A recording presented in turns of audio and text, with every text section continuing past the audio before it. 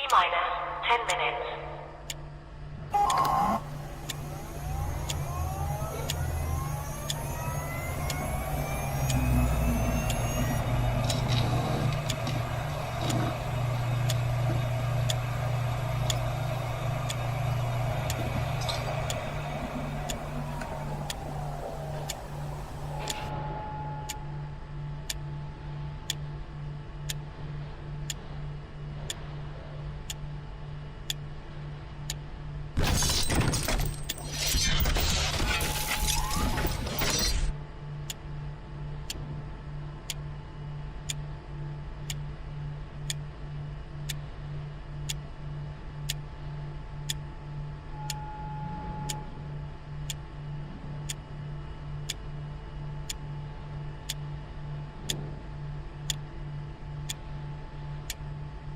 T-minus 9 minutes.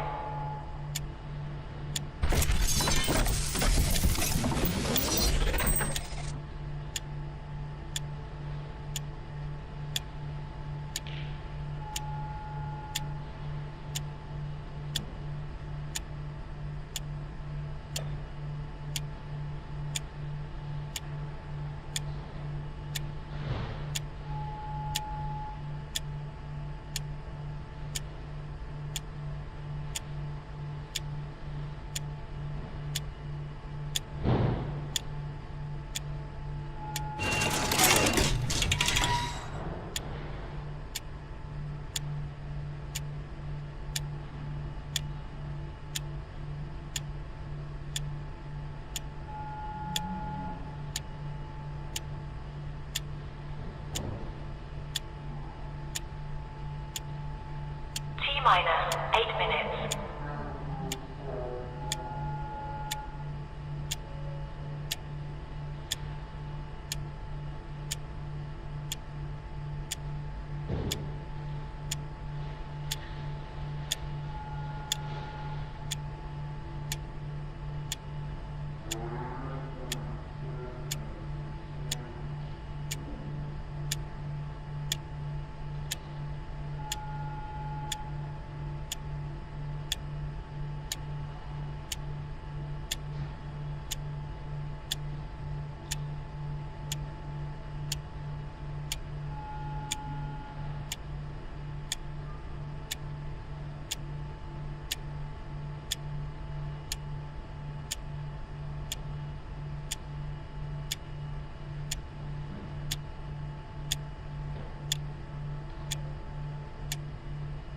minus 7 minutes.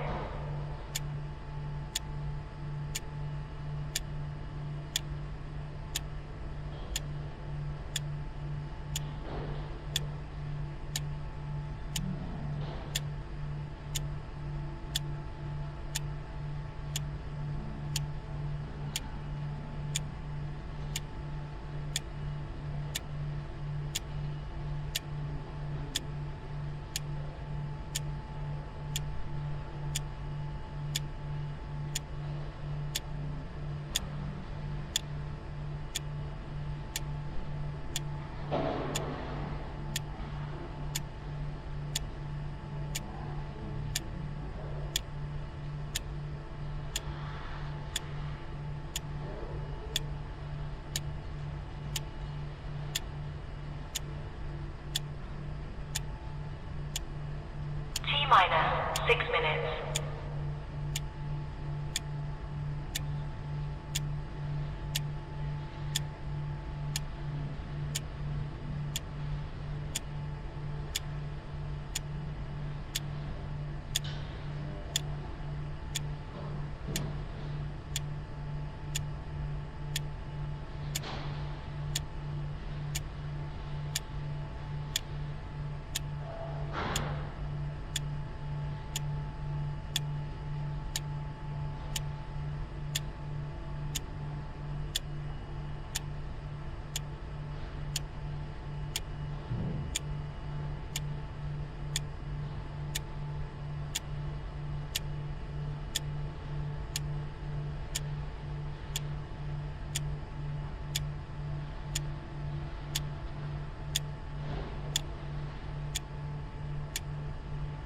Minus 5 minutes.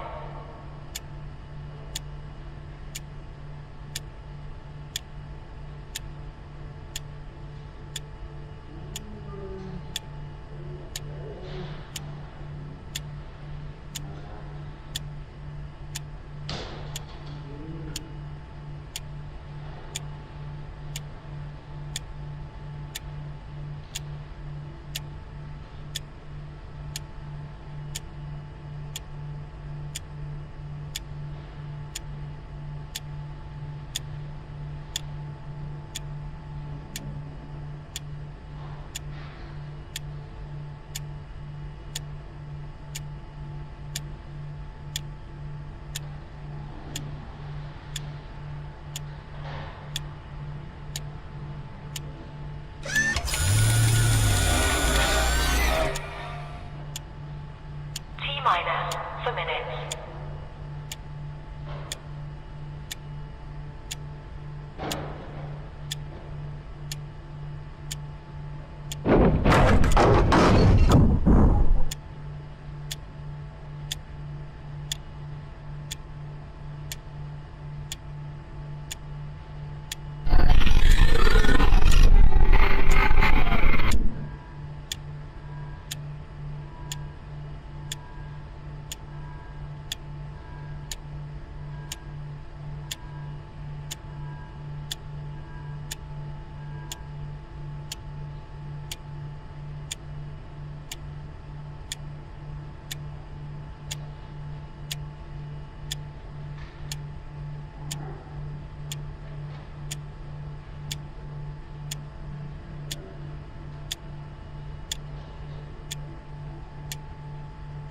Minus 3 minutes.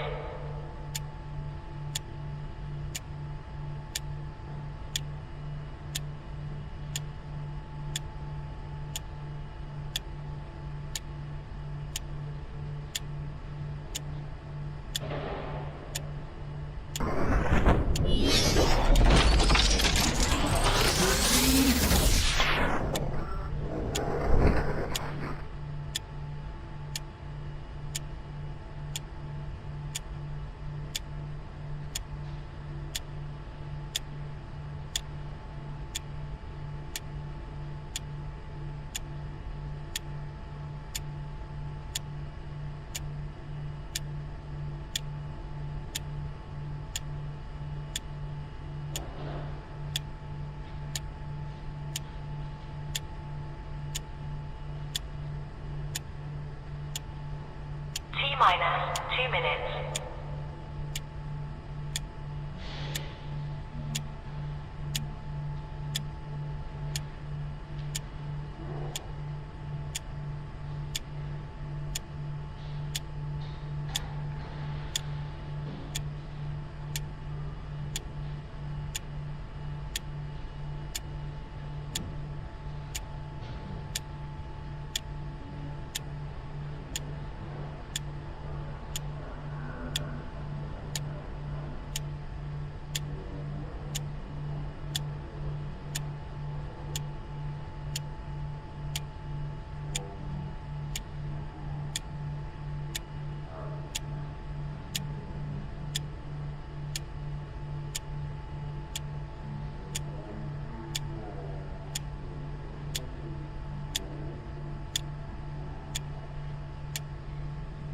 Minus 1 minute.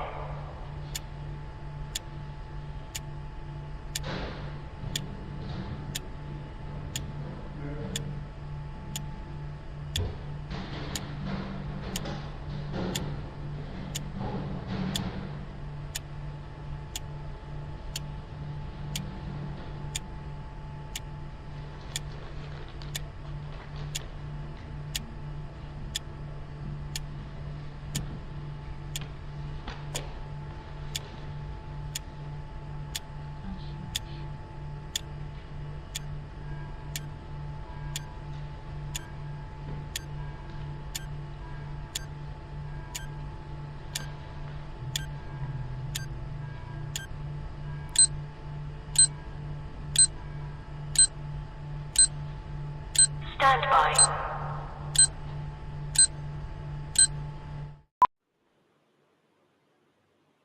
How about that?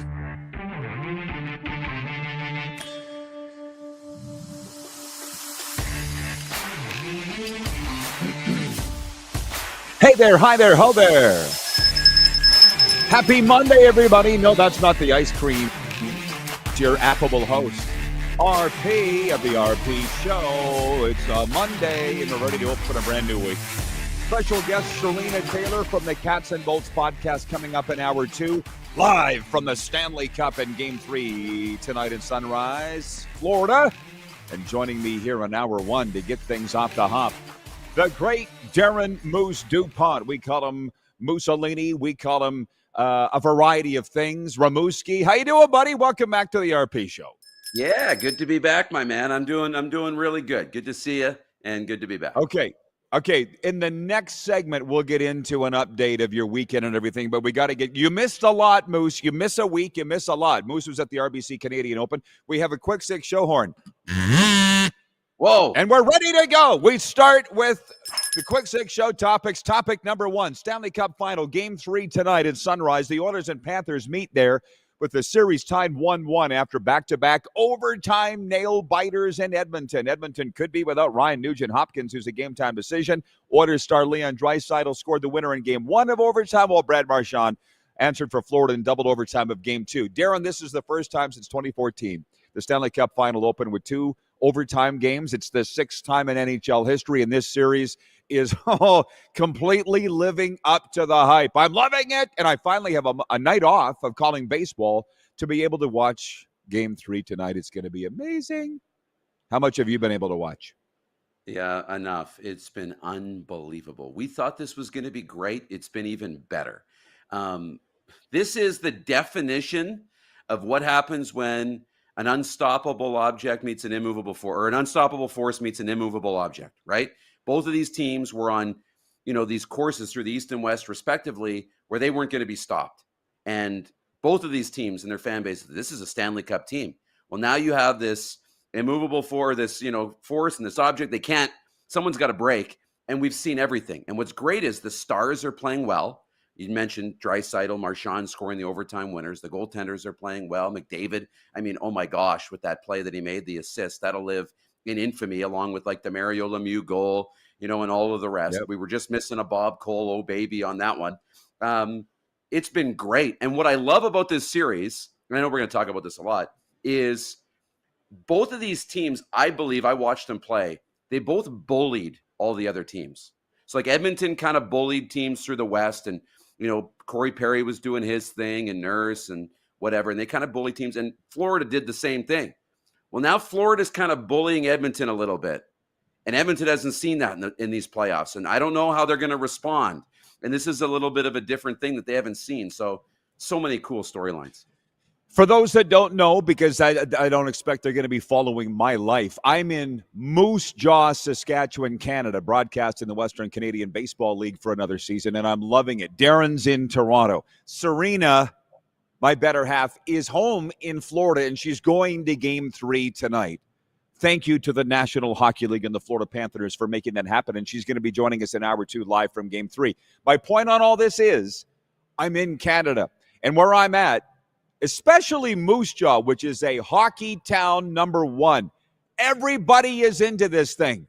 Everybody's into it around here. I'm loving it. They're immersed in the Stanley Cup Final. And it's funny because we do the Cats and Bolts podcast at home in Florida. Our numbers are off the chart for that show, too. And I bring this up because we went through the checklist last week on that show, Darren, who has the check marks in goal, on the blue line, in forwards, in coaching, in X Factor, in special teams. I said the Panthers have the edge with Paul Maurice in coaching. She obviously said the Oilers and had a pretty good reason. She's like, Knobloch hasn't even been in the NHL 2 full seasons. He's been in the Stanley Cup Final twice. So, good point, right? But some guy wrote in, a Panthers fan, and goes, pretty easy when you can just throw out Draisaitl and McDavid. That makes you a damn good coach.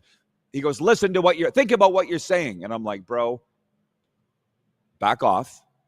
If it was that easy, Jay Woodcroft wouldn't have been fired. Todd McClellan wouldn't have been fired. A long list of guys couldn't just win by throwing those guys over the boards. There's more to it than that. Dag nabbit, it's a fantastic series, but there's a little more.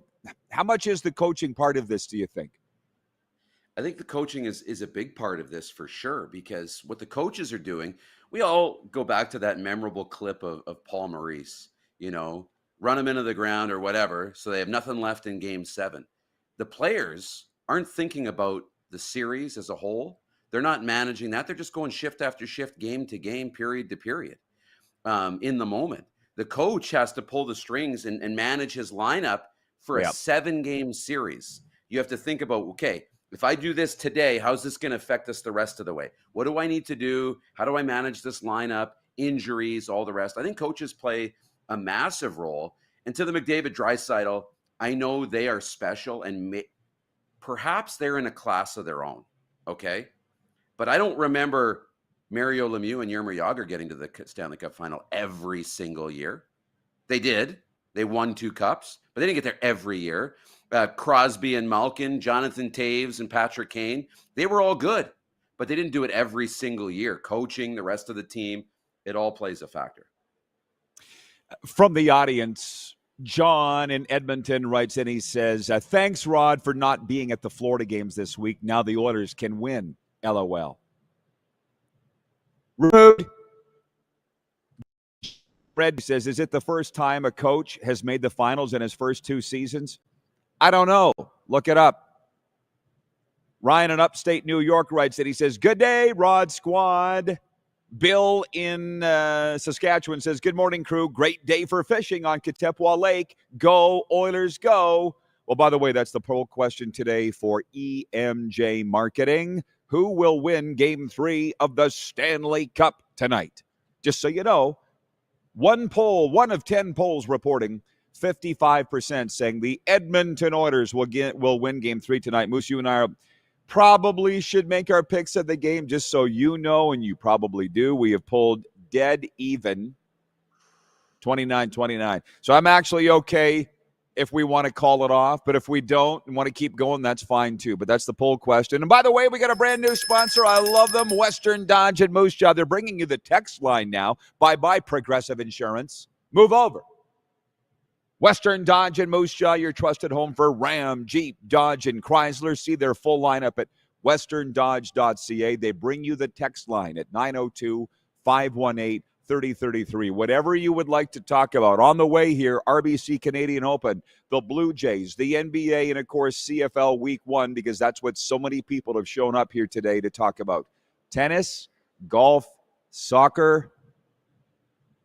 Not my thing. But Moose was at the RBC Canadian Open all week, and I wanted to get his stories on that because I saw you run into some really cool people. So we'll be talking about that. We got a lot to get to today, plus going live to Sunrise in hour 2. Stick around.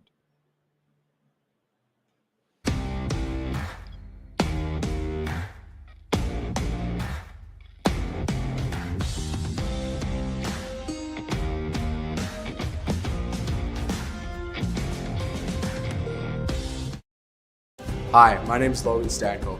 And I'm Connor Bedard. We're both Hockey Gives Blood player ambassadors and proud to be blood donors. There are thousands of patients each year in Canada that rely on a generous stranger to save their life. Please book an appointment today to donate blood at blood.ca/HGB. Text 902-518-3033. 902-518-3033. Pick up your phone and text RP, that's Rod Pedersen. Text 902-518-3033. Did you know that you can help save a life? And you can start right now.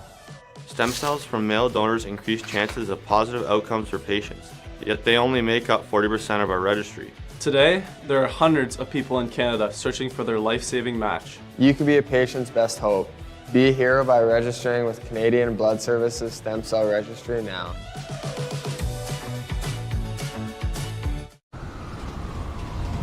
I'm Bridget Lacquette.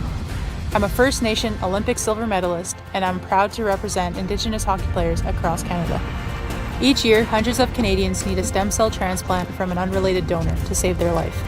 Anyone can have a hard time finding a stem cell match, but for Indigenous peoples, it can be even more difficult because just over 1% of prospective donors on Canada's stem cell registry are of Indigenous backgrounds. Be a hero. Join me in Hockey Gives Blood in helping to make a life-saving difference to those in need. Register today at blood.ca/beahero.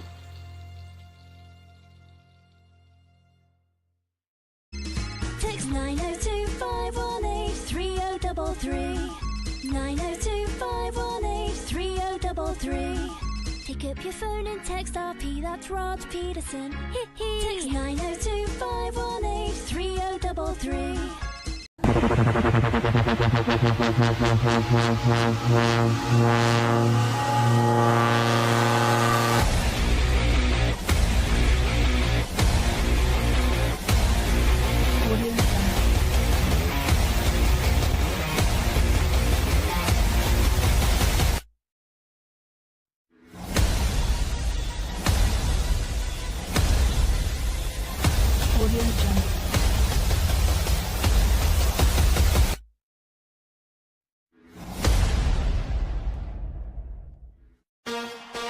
Shania Twain. Let's go, girls. Live in Moose Jaw.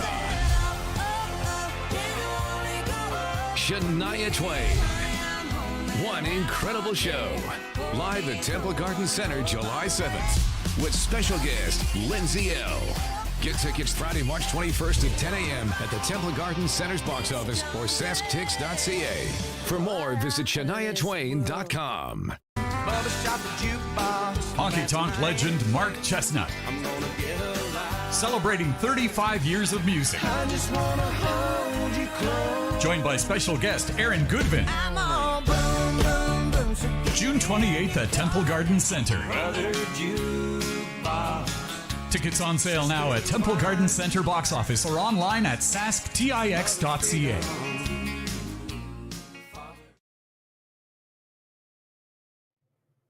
All right, welcome back to the RP Show, everybody. On a Monday, episode number 1510 of Canada's favorite daytime sports talk show coming at you here on the Game Plus television network. We love those Cowboys there with Game Plus. And we got a lot of CFL people, fans that have come here to talk patience, Grasshoppers. We haven't had Moose for a week. So, you know where he was. Point 2 of the quick 6 show topics here. New Zealander Ryan Fox beat American Sam Burns in a 4-hole playoff to win the RBC Canadian Open on Sunday, the second of his PGA Tour career. It happened in Ontario. Not only is that where Moose lives, he was there. So, Moose, the floor is yours. Tell me about last night and the whole week for you. That was really cool. It was a good day yesterday, the final round. And we thought it was going to be a little lackluster. There was no Rory McIlroy in the weekend. There was no Justin Rose. There was no Gary Woodland. There was some of the names didn't make the cut, but a bunch of Canadians did, and that kept everything really exciting. And then we had a playoff, and the playoff went 4 holes, which is somewhat rare in itself. And it was a great crowd. It was warm weather. It was a beautiful facility, and we ended up with a really thrilling finish. So Canadian Open was really good this week. And just tell me again some of the celebrities that came through the hole that you were. That Keith Pelly is sticking in my mind, the president of MLSE, the second most powerful man in sports in Canada. His boss, Larry Tannenbaum, would be number 1. But Keith Pelly's number 2, right? Who else went through there?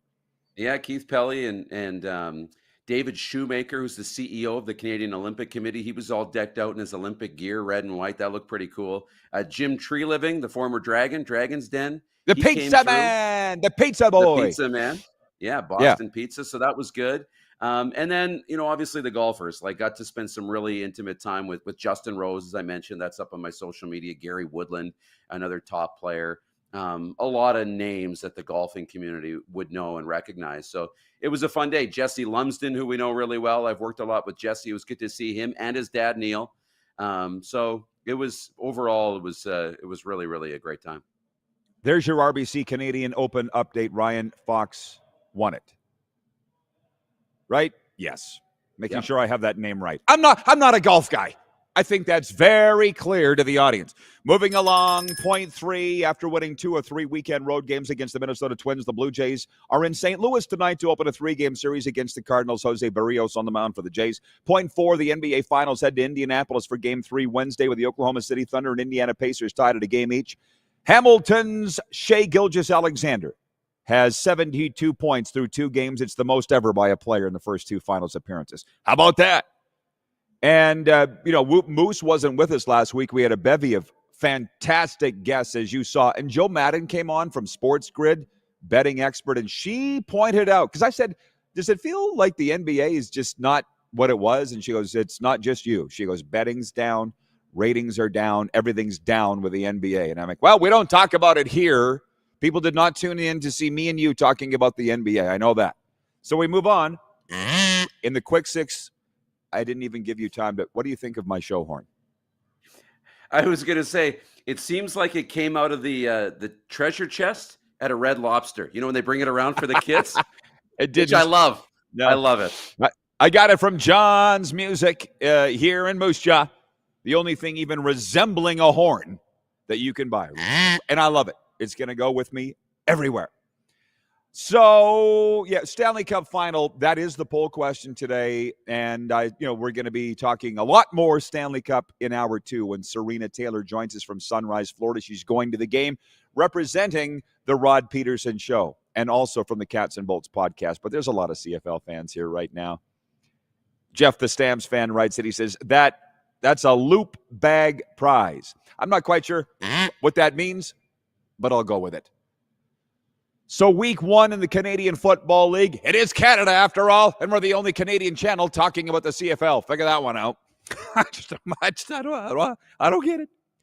Week 1, Saskatchewan over Ottawa, 31-26 here in the football capital. Regina, Saskatchewan.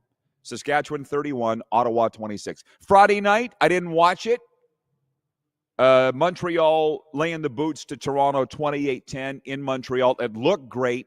Great crowd from the highlights that I saw. But I was here broadcasting baseball Friday night, and we had the Stanley Cup Final Game 2 on in the press box here. So Montreal's 1-0. Calgary spoiled Bo Levi Mitchell's return to McMahon Stadium. Again, Bo Levi Mitchell. Stampeders beating Hamilton 38-26. And the BC Lions, that's the one that I watched the second most of the 4 games. BC beating Edmonton 31-14. Snoop did a great job.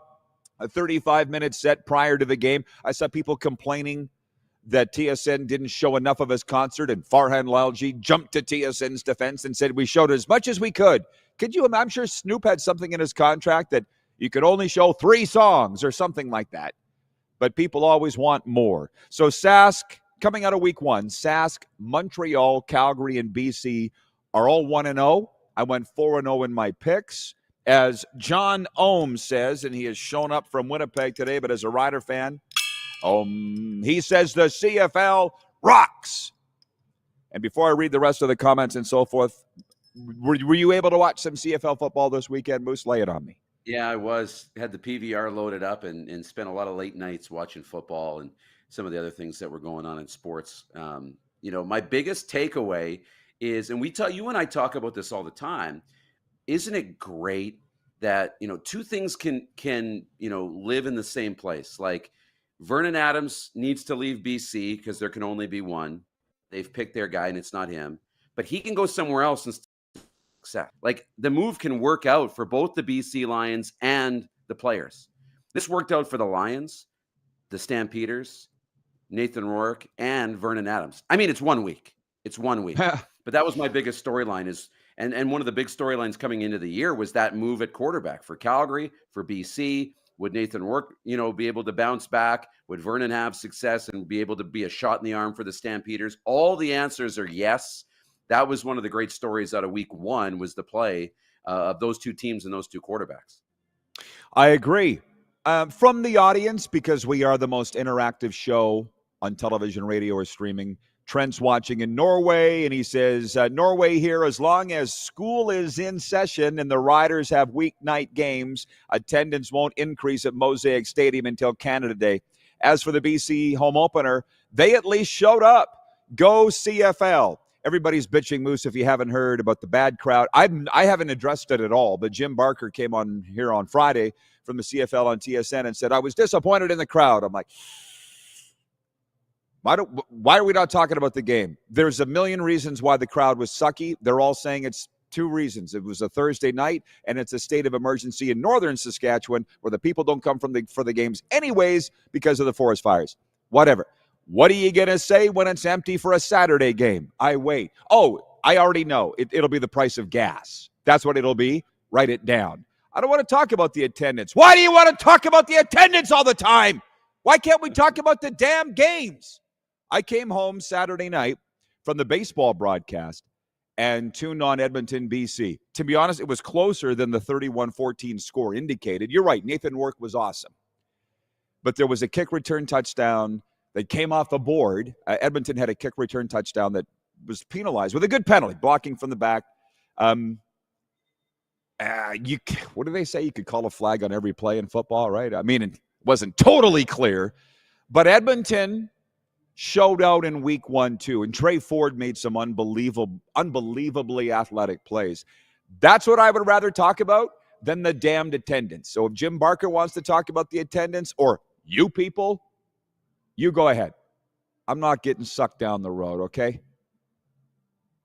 I mean, for the love of God, I don't feel that you saw Luke Wilson on the TSN broadcast Friday night, the former Seattle Seahawks Super Bowl winning tight end, making his CFL on TSN debut. I'm all for it. I had to think about it for a while, Darren, because he's an NFL guy. I don't like that they torched Matt Dunning, and I don't like it at all. However, the sun sets on us all at some point. It hasn't set on you yet, Darren, and let's hope that it's a long time before it does. But it has on me. It does for everybody. Luke Wilson says he's going to eradicate CFL Twitter from negativity. I don't know if you read my newsletter this weekend, Darren. I said, good luck, bro. I tried, and I was left bloody and bruised, sucking my thumb in the corner. The negativity, they just want to be negative, and I don't. How long can we go? We're in week 2 now, and I'm staying positive. What do you think? There's a lot of things for you to digest there. Well, let's keep it going. Keep the positivity going. Okay, let's start back at the beginning. The attendance thing, whatever. I saw the post first because I was watching the game, and I watched the beginning, and there was a time count violation like right away. Now, I guess it was because they didn't have the right personnel on the field, but I heard the crowd. I'm like, they were loud, and I'm like, they caused a penalty right away. I'm like, this crowd is great. Everybody was worried about the crowd. Now, they didn't open up as many seats, which I don't think they've ever done that, closed off seats, and to make the capacity only 28,000 or whatever, so it looks better. But then I saw the post from Jim Barker's comments, and I'm like, Rod, is this just clickbait, or as they call it now, rage bait, to get everybody excited? Do they call it now? And then I checked the comments, and I'm like, no. All the Rider people and some of our friends were like, look, it was not great. The crowd was not great. People were there. Yes, it wasn't great, but it wasn't great, but. So I'm like, oh, no, I guess the crowd wasn't that great. And then I moved on and never thought about it again because it didn't really affect me. Luke Wilson, him coming to the CFL is awesome. I know he's an NFL guy. But when you can have guys like that have, because we always think the NFL is this and the CFL is down here. When you can have NFL guys sit there and give credibility and love the CFL and give their time to the CFL and be passionate about it, that gives all the fans validation to love both leagues. We've always said, why can't we just love them both? I love them both. You love them both. Let's love them. And now Luke Wilson is a guy who's worked in the NFL, and now he loves the CFL. Hopefully all the fans can put aside this, well, it's not the NFL, and love both leagues. That's what I hope the takeaway is from Luke Wilson. My guess is that's what TSN is thinking as why they brought him on, but I don't know. They didn't consult me. But I think he's a great guy. We've conversed on Twitter over things, DMs, and he's a good guy. And you know what? I cheer for good guys. God knows there's enough jerks in sports and media and sports media. So when a good guy gets a shot, I'm all for it. Okay. To the audience, and by the way, Western Dodge brings you the text line. I'm just so pleased as punch to tell you that Western Dodge brings you the text line at 902-518-3033. Western Dodge in Moose Jaw, your trusted home for Ram, Jeep, Dodge, and Chrysler. See their full lineup at westerndodge.ca. I know it's going to take people a long time to understand where I am. I don't expect that they're going to follow me. For instance, Johnny from Winnipeg's watching on Game Plus TV, and he writes in, he says, Rod, do you stay up late to watch these overtime games live, or are you in 9 p.m. Florida time? Just want to know, just asking. I'm not in Florida. I'm in Saskatchewan. I'm in the Mountain Time Zone. It is the perfect time zone for watching sports. They tell me Pacific Time Zone could be better. I'm happy with Mountain. So when I try to stay up and watch the late games when I'm out on the East Coast, which is my home, Florida, I can stay up. But Darren, by the third period, I'm lack of oxygen. There's no point even staying up. It's not registering to me. Here, the game start at 6. I can get a good feel for the game before I go broadcast baseball at 7 p.m. So I don't stay up. Freddie from Winnipeg writes in, and we're very big in Winnipeg. Just so you know, Darren, you know that. Freddie writes in on the Western Dodge text line, and he says, good morning, RP Show. I took your advice to watch Fall of Favre after reading your newsletter, Rod. I have to say I have lost all respect for him as a human being. I can't remember, Darren. I talked to so many people. Have you watched that yet? Yeah, it'll do that to you. You've watched the whole thing? Yes. Okay. I had a guy write me the other day and says, he goes, I'm 17 minutes into this documentary. It's gripping. I'm like, and after reading my newsletter, amazing how content works and advertising. It's unbelievable. You can sign up for free for the Rod Squad newsletter right now at rodpeterson.com. It's totally free to sign up, and it drops every Sunday. And I talked about the Brett Favre documentary. So we've got a lot of things to get into. Troy in Toronto, the Canadian Open was awesome. Went Saturday. It was cool to watch the pros play. Of course, I played 100 times. We'll be back with more right after this.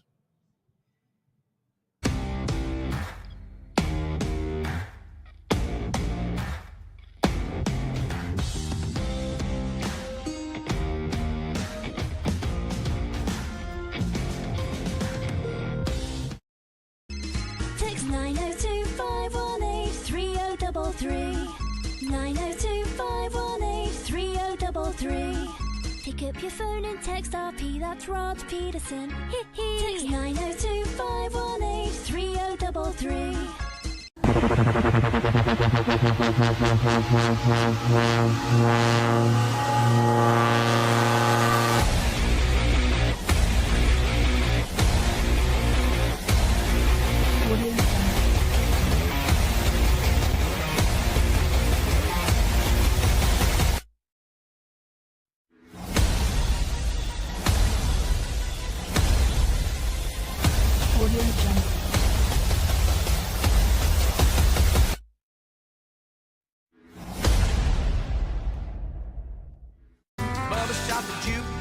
Honky Tonk legend Mark Chestnut. Celebrating 35 years of music. Joined by special guest Aaron Goodvin. June 28th at Temple Garden Center. Tickets on sale now at Temple Garden Center box office or online at sasktix.ca.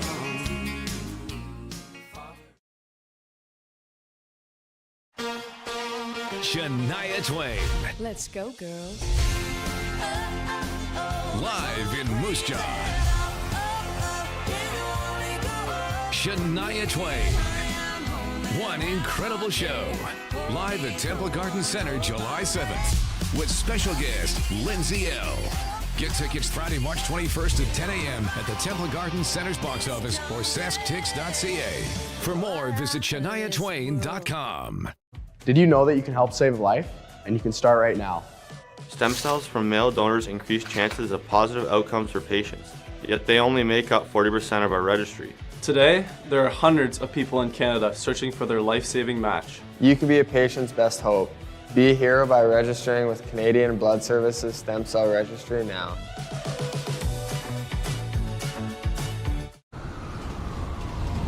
I'm Bridget Lacquette.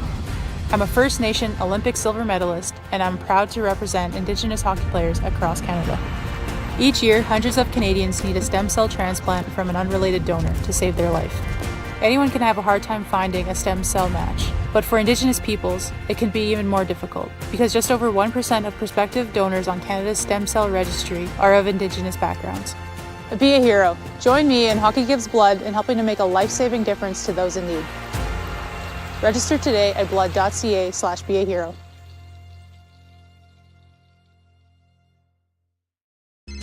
Text 902-518-3033. 902-518-3033. Pick up your phone and text RP, that's Rod Pedersen. Text 902-518-3033. Hi, my name's Logan Stankoven. And I'm Connor Bedard. We're both Hockey Gives Blood player ambassadors and proud to be blood donors. There are thousands of patients each year in Canada that rely on a generous stranger to save their life. Please book an appointment today to donate blood at blood.ca/HGB.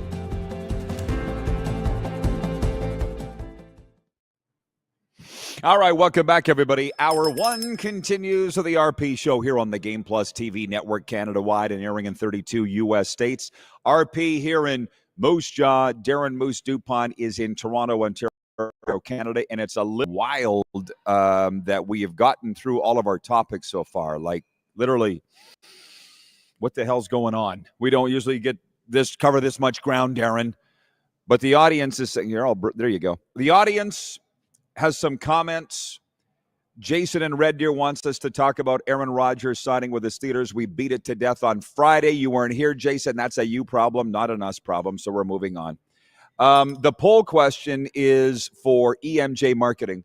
Transform your audience with powerful presentations from EMJ Marketing's elite speakers. Check out their website for more information, emjmarketing.com.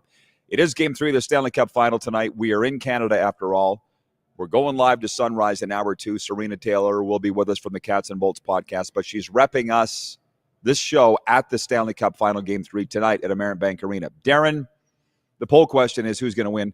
It remains now 2 of 10 polls reporting. 55% of the audience says the Oilers will win, but I think that's in the Oiler fandom coming out.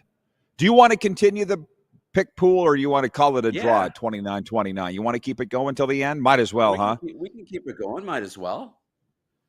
I got Florida then to win tonight, and I really think they're going to do it. What a series this has been. It's been an incredible series. I think this is going to keep just flip-flopping. I think Edmonton's going to win tonight. I think we're just in for a one shot one way, one shot the other way, and we're going to go right down to Game 7. Well, explain. And by the way, I feel like I'm going to pick Florida every game the rest of the way, and you're going to pick Edmonton every game the rest of the way, and that will decide who wins the pool. Darren won the regular season pool by 1 pick. It's a bit of a sore subject around here. We won't continue down that road. Here we're 29-29 in our picks in the playoffs, in the Stanley Cup playoffs. Hang on, we'll get to the Brett Favre documentary in a second. It's funny, that's what people really are gravitating to. But you said earlier how 2 things can both be right at the same time. It's funny, we had a wild, raging debate last week on the CatsNBolts podcast. I said McDavid needs a Stanley Cup to be considered one of the all-time greats.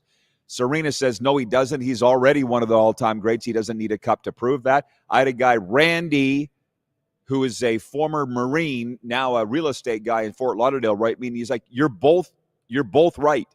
McDavid is one of the all-time greats, but if he doesn't win a Stanley Cup, his career will be empty. Or there will be a regret there. So we're both right, he says. Thank you. Tell Sarina that, because she thinks she's right. And I'm wrong. How would you weigh in on that delicious My mind topic? goes to asking the question, like, who's the best player to never win a Stanley Cup? Marcel Deon. Right. And that was the name that came to me, too, was Marcel Deon. Marcel Deon's not thought about in the same class as, obviously, Gretzky now, or Crosby, or Ovechkin, or Joe Sakic, or Steve Yzerman, or, down the list.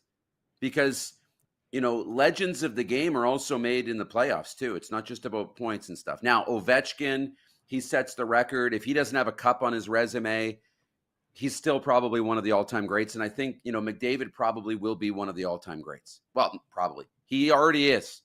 And he's going to be one of the all-time greats. He's going to go down. He's going to be near the top of the points, all the rest, all the stats. If he doesn't win a cup, though, he won't be considered necessarily a legend of the game. Like, I think those are different. All-time great versus a legend. Like, I think legends are kind of made in the playoffs. But again, we all have different opinions on this, which makes the conversation fun. We all have different definitions of what makes a legend versus what makes an all-time great or a superstar. But there is a separation. Even the Jonathan Taves, who we talked about earlier, the guys who have multiple Stanley Cups, they're legends of the game. It's a bit of the debate that I have with Sarina. It just drives her crazy when I don't see things the same way she does, and I'm like, it's fine. We can still get along, but he will be like Dan Marino, Marcel Deon, Kevin Glenn, all the guys that never won, that are in the Hall of Fame, that never won a championship. And trust me, because I've been around them all, it keeps them all up at night. Period. And that's why I think Connor McDavid's legacy does hinge to a degree on this series. But Joe Madden, last week, the betting expert from Sports Grid, says she doesn't think the Oilers will get back if they don't win a Stanley Cup here. I didn't think they would get back this year, right? And McDavid's only 28, so he'll be back. But when you're this close again, you don't know that you're going to be back. Jeremy from Winnipeg writes in, he says, either way, it's okay. It'll be a back-to-back champ or McDavid gets a ring. Either or is fine. And that's what I want to point out. I wear this jacket, this Panthers thing, largely to counteract her homerism. If the Oilers win, I will be happy. Do you have a rooting in? I think you want the Oilers to win, right? Yeah, I'm there. I go back and forth, which puts me in a really good spot because, like, I watch stuff from the Panthers, and I'm like, man, I love this team, and I like what they're about. I love Paul Maurice. Then I watch the Oilers. I'm like, man, this is Canada, and I love it. And around here, which has been so refreshing, so many people cheering on the Oilers here in Ontario. So many. Wow. At the golf tournament, loaded with Oiler jerseys. The sports bars that are full with Leafs fans that are now Oilers fans, which I think that is incredibly awesome. And then I watched, like, I think I wrote about it or tweeted about it, or my column, the goals or the win song that they have inside the locker room, the country song, Cooper Allen. And, like, it's those moments that make you kind of, man, this is a hardworking Alberta team. They're a family. We're seeing this stuff in the locker room, and that makes me want to cheer for the Oilers even more. So I think at the end of the day, I'm pulling for the Oilers and bringing the cup back to Canada. Again, what is going on? This show is flowing so well today. Not that it didn't for 1,509 episodes before today. I blame producer Corey that it's just flowing so well in terms of content. We'll go with you, Corey. But my point on all that is I don't have a problem at all if the Oilers win. I'll be happy. Not as happy as everybody because there's a lot of Oiler fans that this will make their life complete. But Chris Knoblich, producer Corey says he's cheering for the Oilers, which is fine. The coach is from Saskatchewan. How do you beat that? There's not one guy in the Panthers with Saskatchewan ties. I'm just pointing that out. But the flip side on all of this is with now the fans in the media, just so you know, everybody, you're tuned in because you do trust me. It is a problem. It's a problem that the media are fans. And I'll tell you why. Ryan Whitney of Spittin' Chicklets, one of the most influential NHL media people there is. Whether you like it or not, he is. Same with Biz. Whitney's on there bitching on the podcast, and now, you see the Instagram memes about Sam Bennett and him running into Stuart Skinner and how this isn't fair and this needs to be called. I'm like, how can I listen to you when you're an Oiler fan? You see what I'm saying? Like, I didn't expect to have any credibility with anybody when I was the voice of the Riders for 20 years outside Saskatchewan. I didn't care. And maybe Ryan Whitney doesn't care. But I can't believe what you have to say because your opinion's tainted. I don't want to be that guy. I want people to watch this show and know that what I'm speaking from here, what's best for the game. It's not good that the media is fans. What is your take on that? Yeah, I mean, I get my reaction is, well, we have to redefine what media is too, because what they're doing, I almost don't call them media. I call them, entertainers or, commentators, but not media in a way. Biz is interesting though, because he's on the panel on television. He's media in that sense.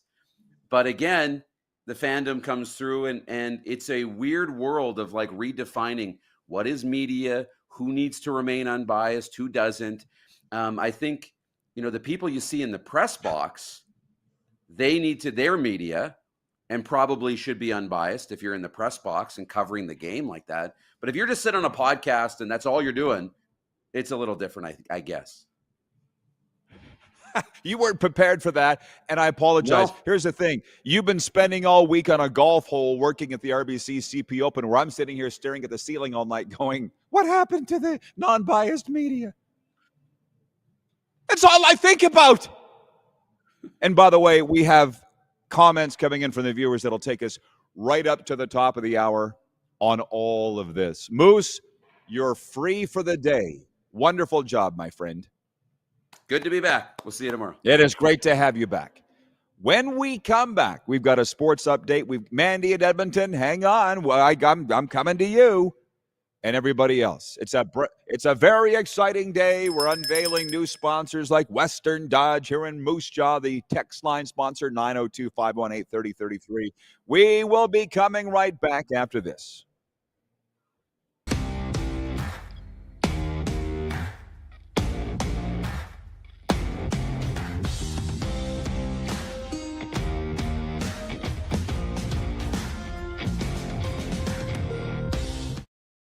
Hi, my name's Logan Stankoven.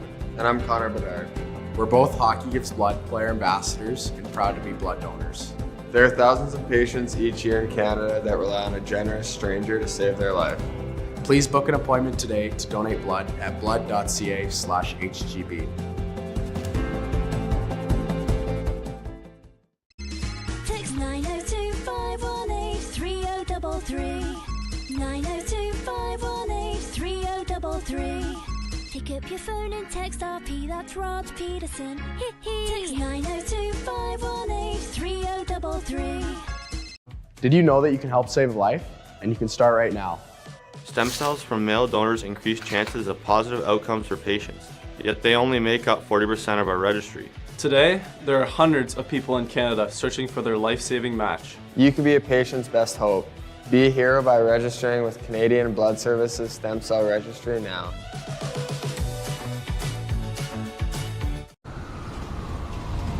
I'm Bridget Lacquette.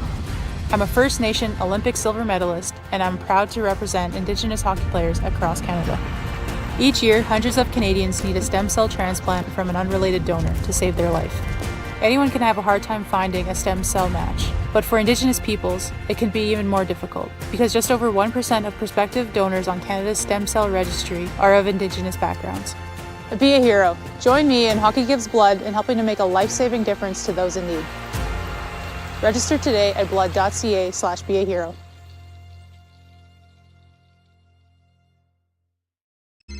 Text 902-518-3033. 902-518-3033. Pick up your phone and text RP, that's Rod Pedersen. Text 902-518-3033.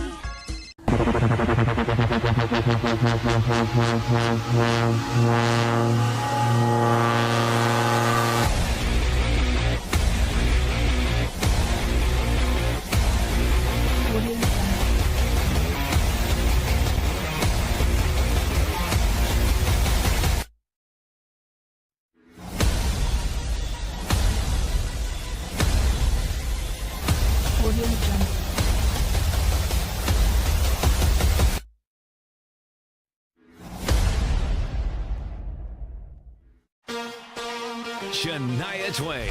Let's go, girls. Live in Moose Jaw. Shania Twain. One incredible show. Live at Temple Garden Center July 7th with special guest Lindsay L. Get tickets Friday, March 21st at 10 a.m. at the Temple Garden Center's box office or sasktix.ca. For more, visit ShaniaTwain.com. Honky Tonk legend Mark Chestnut. Celebrating 35 years of music. Joined by special guest Aaron Goodvin. June 28th at Temple Garden Center. Tickets on sale now at Temple Garden Center box office or online at sasktix.ca.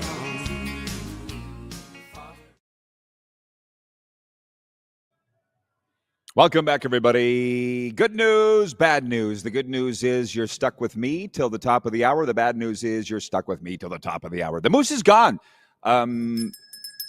It's new times on the RP show, if you haven't noticed.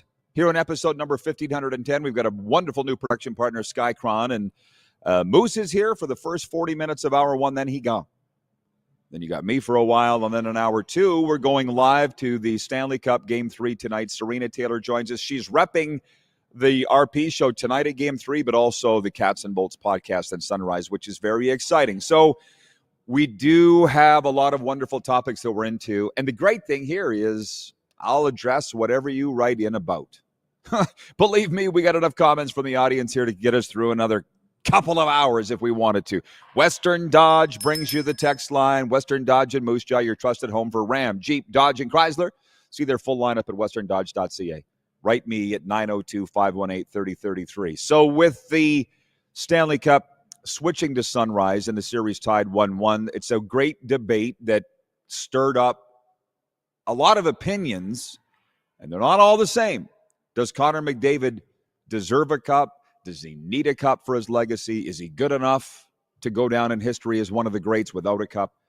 Jeremy writes in, he says, unless you cheer for the team they are playing, everyone wants the superstar to at least win a cup. It's good for the sport. I want the kid to win a cup. And if it's just that's fine.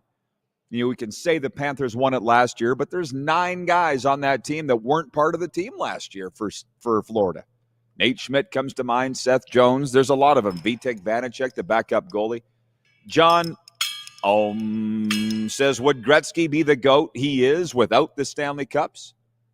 Records are one thing, but ... I was thinking about this. You diehard Oilers fans, please tell me this. If you are able to bring yourself to watch the documentary A King's Ransom, the 30 for 30 on the Gretzky trade. If I remember correctly, Gretzky was on the golf course in L.A. with the producer of the documentary, and the producer said, Wayne, how many Stanley Cups do you think you guys would have won if you hadn't been traded?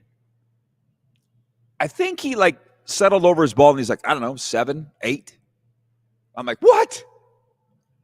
Did he say 7 or 8 Stanley Cups? Is that what Gretzky said? I just can't remember. And to this day, Sarina has not watched the documentary because it's too painful for her, which is her thing. You know, what I know in the mental health addiction recovery realm is until you look your demons right in the eye, you don't heal, and they'll haunt you forever. So I don't have a problem. That's the day I stopped being an Oilers fan, was August 9th, 1988. But I can go back and watch. I'm over it. I can go back and watch that. I just can't remember what Gretzky said. I think he said 7 or 8 Stanley Cups he won. Regarding who's cheering for whom, Cole in North Dakota writes in, he says, I went to a Minot Hot Tots League baseball game, and there was even an Oilers fan in his gear there. Oh, my God, can you believe it? Moose was saying, because he lives in Toronto, in the sports bars, there's Leaf fans that have peeled off their jerseys, and they're now wearing Oiler jerseys and cheering for Edmonton. Troy in Toronto writes in, he says, see, not all of us in Toronto are a-holes. We do support other Canadian cities. That, by the way, is how things have changed. There's an Angus Reid poll from April, because I'm on their mailing list, Now more than ever in the history of Canada, Canadians are supporting other Canadian NHL teams to win the Stanley Cup if theirs can't win it. Now more than ever. It was like over 70% of Canadians are like, if my team can't win it, I'll cheer for whoever. Jets, Oilers, Leafs, Habs, Senators. So things change in society. And if you read the book Leaders Eat Last, which I have by Simon Sinek, it'll tell you that these trends change, whether it's in the workplace, a trend like this for how a subculture thinks. And it takes about 20 to 25 years, a generation for things to come around. And that goes back to the media thing, which I'll get to in a second. But Mandy in Edmonton writes in, she says, listen, the people want the Oilers to win, so there will be more votes in that direction. The Oilers should win. Pray for the Oilers. The problem, Mandy, is that what you fail to recognize, like a lot of our wonderful audience is, people don't all think like you. And I'm at this stage of the game, I don't think you're ever going to accept that. But there are people in Calgary that will never cheer for the Edmonton Oilers, and they're voting for Florida. Okay? Have you seen the memes that say, thank you, Panthers, for being Southern Alberta's team? There are those that will cheer for the other team because they hate the Oilers. So you might want to just think about that. Well, John Ohm is a great example. He says the Oilers have been a thorn in the Jets' existence since 1.0. Go, Panthers, go. I'm not anti-Canadian. There's people like that, Mandy. Just so you know. What did I tell you? What did I tell you? There was enough comments here to take us right up to the top of the hour. I'll address this from Rob in Las Vegas. He says, McDavid needs a Stanley Cup to cement his legacy as an all-time great. Rod and Darren, who was on your Mount Rushmore of hockey. Well, thank you, Rob. Tell Sarina that because she doesn't agree. My Mount Rushmore as of now is Bobby Orr, Gordie Howe, Wayne Gretzky, and Mario Lemieux. But I'm waffling on the Lemieux, just that Sidney Crosby might take that spot with his 3 Stanley Cups. I'll say it again. Robert Gordon Orr, Gordon Howe, Wayne Gretzky, Mario Lemieux. Waffling. And they all have championships. McDavid does not.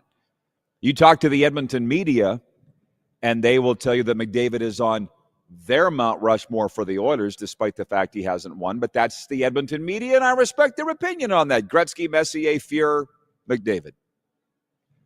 There's a lot of guys to choose from up there. James Mooner Warnicki writes it. He goes, is there a difference between media and journalist? I think we need to make this clear. And Wayne in Victoria always takes it on the off-ramp to Cuckoo Town, just not staying on point with what we're saying. Wayne in BC writes in, he says, if you're a sports fan, you're biased for the teams you cheer for. Yeah, but we're talking about the media, Wayne, not the fans. Unfortunately, they've become the same thing. It's not your fault. How this all started for me was a couple of weeks ago listening to Chris Pronger on NHL radio, and he's been he's been running a travel agency, doing his own thing, and now he's in the media, Chris Pronger. And he spent time in the Sportsnet green room about a month ago when the playoffs started, and he was on NHL radio. The host said, what was your takeaway, Prongs, from that? He's like, my takeaway is that the media is fans now. How did that happen? And see, what's his name here? Carlos in Indianapolis says everybody is biased or something like that. Everybody has biases. No, not everybody. No, they don't. I was talking to Arash not that long ago, and he says to me, everybody's got an agenda, Rod. I'm like, I don't. I do not. And you know that, Arash. My agenda is to have a great show every single day here on Game Plus TV and live a happy, productive life and help others. That's my agenda. That's truth. Well, okay, fair. Producer Corey said, we got to get your mic wired in, Corey, so that you can go on the air with your comments. That would make things a lot easier. He says, Cuckoo Town is good for ratings. Yes, but I don't want to be the grease fire. I don't want to be that grease fire of Cuckoo Town. So can we stay on point? All I'm saying is, like, Darren's like, well, Biz is an entertainer, but he's also on the panel, so he should be media. But no, he wears a Leafs tie. He's an entertainer too. I'm trying to lasso this. Like, don't say Biz doesn't have influence because he got Mike Babcock fired. I'm in this weird point where I'm just sitting back observing everything going, how is this going to turn out? And how can I work this to my benefit, i.e. this show? If that's an agenda, then that's an agenda. Sort of like, they're all going this way. You can't listen to what Biz says because he's a Leafs fan when the Leafs are playing. I love him, but you can't. His partner, Ryan Whitney's an Oilers fan. So anything he says about Sam Bennett, I got to throw out, as I would think the NHL head office and George Peros and those guys that are handing out. I'm sorry, I don't want to name names, but the people from The Athletic, they were lobbying to get Sam Bennett suspended in hour one. Yo, you're The Athletic, not the Toronto Maple Leafs newsletter from mapleleafs.com. What the hell? Heavy Jim sports headlines, because there are other things going on. All knotted up from the NBA. The Thunder dominated the Pacers 123-107 on Sunday to draw even in the NBA Finals and improve to 30-2 against Eastern Conference teams this year. From the NCAA, the NCAA's landmark antitrust settlement was finally granted approval on a new era of college sports where schools will make direct payments to athletes now. And behind the scenes at Madison Square Garden, complaints from key Knicks players in exit interviews led to Tom Thibodeau being fired, sources told Yahoo Sports. The decision was spearheaded by owner James Dolan, whom sources said was never a huge Thibodeau fan. Exit interviews got Peter DeBoer fired in Dallas and Tom Thibodeau fired with the New York Knicks. Exit interviews with players. Munch on that in the break, and we'll discuss it coming back in hour two. Heavy Gym isn't just about lifting weights. It's about lifting your spirit, your strength, and your potential. Step into the gym that's changing lives. Find out more at heavygym.ca. We are going live to the Stanley Cup Final in hour two. Sarina Taylor will join us. She's repping the show. And the Cats and Bolts podcast. Regarding Luke Wilson on the CFL broadcast, Brian in Hudson's Bay writes in, he says, good morning, boys. Luke Wilson is a good add to the CFL, I think. Love the 70s mustache and long hair, reminds of the old movies with the porn stars. LOL. Have a good one, boys. Good attendance or bad attendance. Go Riders. John Frenzy imitation. Hour two coming up right after this.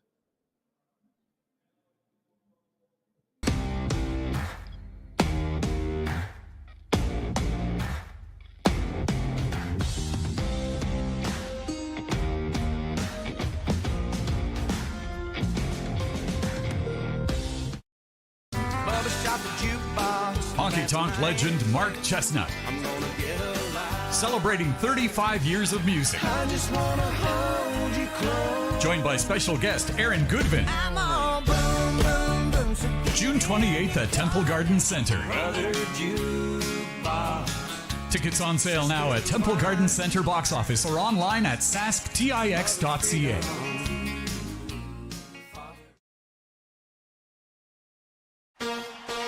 Shania Twain. Let's go, girls.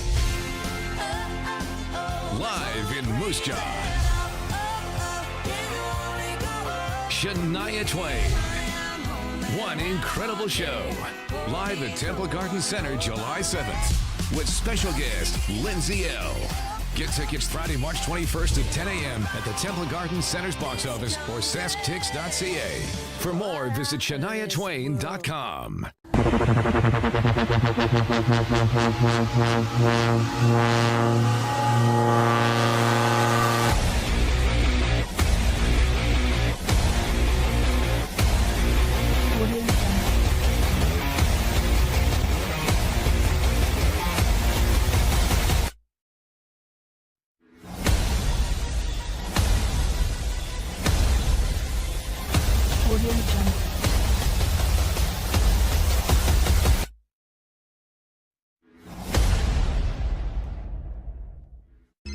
Text 902-518-3033. 902-518-3033. Pick Pick up your phone and text RP, that's Rod Pedersen. Text 902 518 3033. I'm Bridget Lacquette. I'm a First Nation Olympic silver medalist, and I'm proud to represent Indigenous hockey players across Canada. Each year, hundreds of Canadians need a stem cell transplant from an unrelated donor to save their life. Anyone can have a hard time finding a stem cell match, but for Indigenous peoples, it can be even more difficult because just over 1% of prospective donors on Canada's stem cell registry are of Indigenous backgrounds. Be a hero. Join me in Hockey Gives Blood in helping to make a life-saving difference to those in need.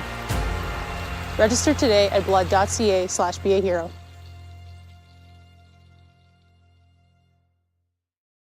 Did you know that you can help save a life? And you can start right now.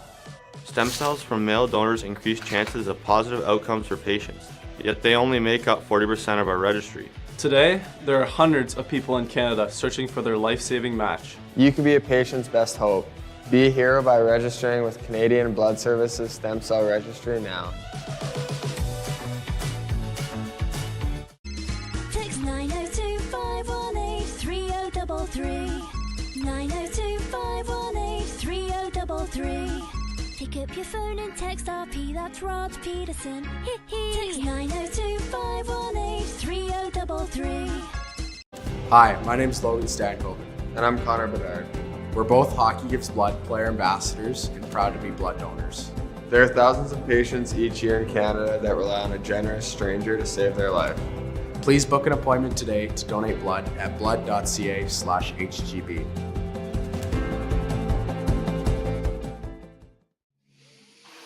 Well, hello there. Welcome to Hour 2 of the RP Show, everybody. On a Monday, June the 9th, a very special day. I'm going to tell you why in a second. We're in one.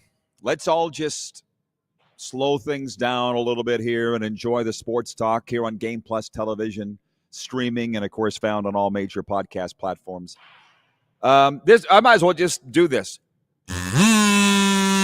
The quick six show horn. Here's what we've been talking about. I'm a little stunned that we've covered all the ground I was hoping to, and now it's playtime. Now it's me and you, the viewers, viewer takeover in this segment. And then in Hour 2, we're going live to Sunrise, Florida, the Stanley Cup Game 3 tonight. Sarina Taylor is going to the game. She's representing the Rod Pedersen, also the CatsNBolts Podcast. And that wonderful podcast, Florida's favorite hockey show, has spawned some discussions that have spilled over into this program today. Plus, there's some football topics, some CFL. Well, quick six show horn. Number 1 Stanley Cup Game 3 tonight. That's the poll question, by the way, for EMJ Marketing. Who will win? And I'll tell you now, out of 3 out of 10 polls reporting, 55% of respondents are saying the Edmonton Oilers will win Game 3 tonight. But I think they're biased, and we'll get to that. Point 2, Ryan Fox won the RBC Canadian Open. The New Zealander, Moose, was there. That's where he was all week in Caledon, Ontario, working the Canadian Open. He had a blast. He was with us last hour. Blue Jays are at the Cardinals tonight. They took 2 of 3 off the Twins on the weekend, and the Jays are looking good. NBA Finals are tied 1-1. We talked about that. CFL Week 1, Sask, Montreal, Calgary, and BC came out of Week 1 as winners, 1-0. We'll be talking more CFL as the week goes along. There's just too much other stuff to get to. And then point 6 is randoms. But I mean, soccer, tennis, it's a no from me, dog. We do have a brand new sponsor. Western Dodge and Moose Jaw brings you the text line 902-518-3333. Right, Joe? Yay! Absolutely. Let's go. That's a double ring. Western Dodge and Moose Jaw is part of the club. Your trusted home for Ram, Jeep, Dodge, and Chrysler. See their full lineup at westerndodge.ca. We're actually going to be doing some live shows from the showroom later on this summer. So from the text line, whether you're cheering for the Oilers or not, in your reasons why, Darcy in Grand Prairie, Alberta, writes in. He says, it was a good week. The Riders look good, and the Blue Jays are playing great. He says, it's got to be hard for Flames fans to watch this final. Not because of the Oilers, but having to watch their former players thrive on the biggest stage. And he's talking about Tkachuk, Sam Bennett, and those guys. Yeah, But those are sins of the past regime. It's a new era. Ryan Huska got quite a few votes in the Coach of the Year voting, if you noticed over the weekend. Spencer Carberry of Washington won it. But Craig Conroy, Ryan Huska had the team pointed in the right direction. And I would say just enjoy the Stanley Cup final. Totally get what you're saying, but let it go. Freddie in Winnipeg writes that he says, if Nugent Hopkins doesn't play, how big is this? Sorry, I'm not an Edmonton follower. It's really big. He's been on the top line for Edmonton, right? They're already missing Zach Hyman. If they're missing Nugent Hopkins, not good for the Oilers going into Game 3 tonight. We'll ask Sarina about it next hour. Gary in next segment. Gary in Winnipeg writes and he says, people in Winnipeg remember how the Oilers and Eskimos were a pain in the butt for the Jets and Bombers in the 70s and 80s. I totally agree with John Ohm. I picked the Panthers in 5. Ryan writes in, Ryan Thomas, former Regina Pat captain. He says, Roddy, you got to get over this non-biased media stuff. Every time you bring it up, it's because of Sam Bennett doing something dumb and running over a goalie. Every round it's happened, and you don't like the media stating facts that he should be suspended. It's a joke that he hasn't been suspended. Change the whole Toronto and Florida series. Coming from a guy that's ran more goalies than Sam Bennett ever thought of, you, number one. Number two, my problem, Ryan, is the biased media like Ryan Whitney, who's an Oilers fan, or I'll say it, James Myrtle of The Athletic, openly lobbying the National Hockey League to suspend the guy. You're just upset because you're a Leafs fan. That's why I'm trying to get my mind around everything that's happening here. You're pissed off because you're a Leaf fan and you felt he should have been suspended. And by the way, so did I. And I'm not even a Leaf fan. The other night, he literally bumped Stuart Skinner. That was not running a goalie. Just does not deserve to be suspended for that. You're just pissed off and butthurt about it, Tommy. That's the thing. And by the way, I never knew that you had all these strong, solid opinions. Why didn't you come to the front of the bus when we were traveling 35,000 miles a year? By my math, that's about 100,000 miles we traveled together. You never had a discussion with me on any of these things back then. Why not? Now you want to. And because I do enjoy having the discussions with the players. And that reminds me, I'm sitting here in Moose Jaw, home of the Miller Express. And last night we had the very popular Miller Express Meet the Millers night at the Crush Can nightclub. Yeah, my life, especially in the summers, is like a movie. It's like Letterkenny or Shoresy. Just imagine a scene from Shoresy. That's what we had last night. Some females showing up with less than honorable intentions, let's say, to meet the boys. We had sponsors there. We had business leaders. We had fans. A packed Crush Can to meet the Millers, and I loved it. And I have not met all the Millers. I've broadcast, I don't know, about 4 of their games. I only do the home games. And we had one guy, second baseman from Ben Wallachuk. The kid plays with fire, sort of like you did, Tommy, back in the day. Ben Wallachuk comes up to me. He's from Wichita, Kansas. He goes, I just wanted to say hi to you and meet you, Mr. Pedersen. My parents love you. And I said, why is that? He goes, just the way you call the games and the nice things you say about me. And that was a nice thing to hear. So that's some of the fun things that I got going on this summer here. Bill from Brantford, Ontario is watching and writes in on the Western Dodge text line. He says, hello, Rod. Could you ask Darren if he got to play in the Pro-Am at the Canadian Open? Signed, Bill from Brantford. Well, Moose is gone, but he didn't play in it. He worked it. He was on one of the holes there. Mandy says, how about them Eskimos? And she says, Sarina is right, Rod is wrong. It really is black and white.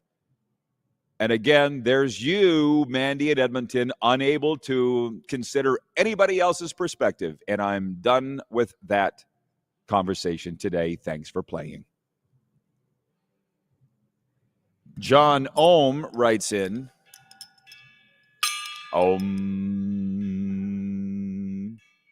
John Ohm says, Rod's totally on point with the media. I missed something. James Mooner Warnicki writes that he says, why are Winnipeg people so fixated on attendance? If you're talking about CFL fans, it's probably because The Bombers have led the CFL in attendance the last 4 years, and they have a right to puff their chest out. They're not leading the CFL in attendance this year for 2 reasons. Well, one big reason, they haven't played yet. But number 2, the BC Lions attracted 50,000 plus for the Snoop Dogg show the other night. And it's Monday. I'm going to really try to go as long as I can in the week without allowing our beloved viewers to bring me down. Like John in Edmonton wants to talk about the fact half the 50,000 people left by halftime. How do you know that it was half? I watched the game. It looked like most were there.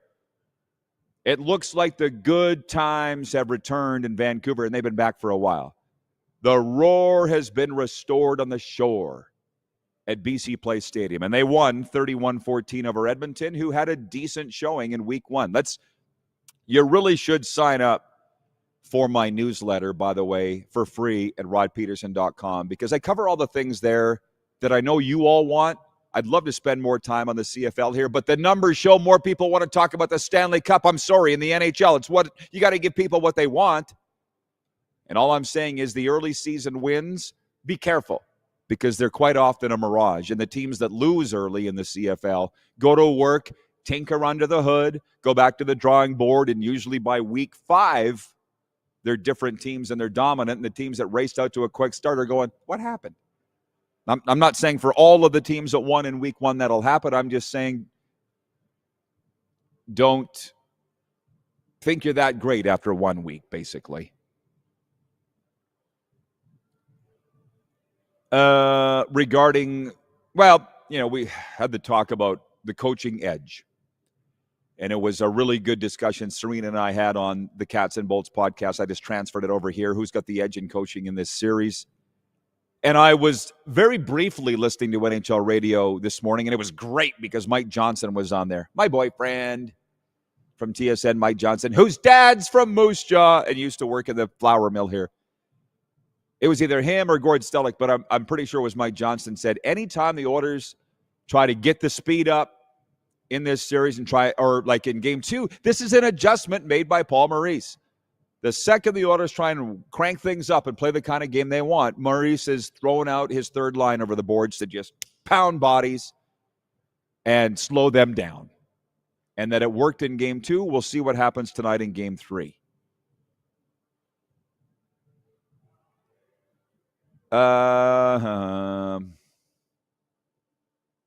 Jeff in Yorkton writes in, he says, the first game Sam Bennett made contact, but it wasn't harmful. Still thought it was interference. But hey, refs are inconsistent. Second one, he flopped hard when Stu contacted his leg. That one I didn't like. Said this so many times. I'd like to trademark it, but it wasn't mine in the first place. Richard Dirksen told me years and years and years ago, when it comes to handing out discipline, and this is the guy that did it for years and still does in the Western Hockey League, if you take one video clip of one play and show it to 10 people, there will be 10 different opinions on what happened.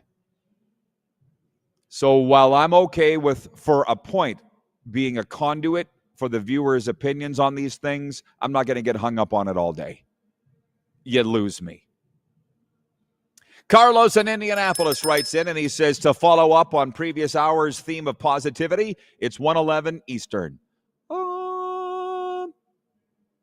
Visualize a positive outcome to your current problems. What do you got to lose? A lot of people want to talk about Snoop Dogg at the BC Lions game and the fact that half of the people left at halftime. Again, who cares? They got their money. Hopefully they had a good time, and they'll come back.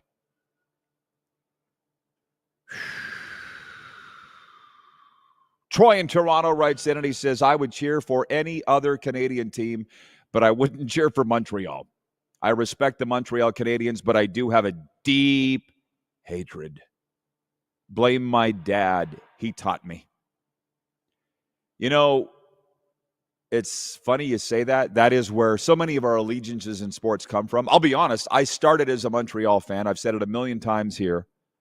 I was talking to a guy recently that interviewed for the Montreal Canadiens broadcast job, and part of the reason he didn't get it was that he didn't grow up as a Habs fan. That's what he told me. And they didn't like that in Montreal, whether it was the radio station or the Canadiens. And I'm like, isn't that interesting? Shouldn't really matter, but I guess when you've got your pick of the litter of who you want, you can start to split hairs on the qualifications for the job. But I grew up as a Montreal fan until I was about 8. And my dad was like, enough. Can't cheer for them anymore. And that, about 8, 9. It was when the Oilers came into the league. And I'm like, okay, I'll cheer for Edmonton. And it was great. The gentleman in Las Vegas, Rob, wrote in and said, who was on my Mount Rushmore?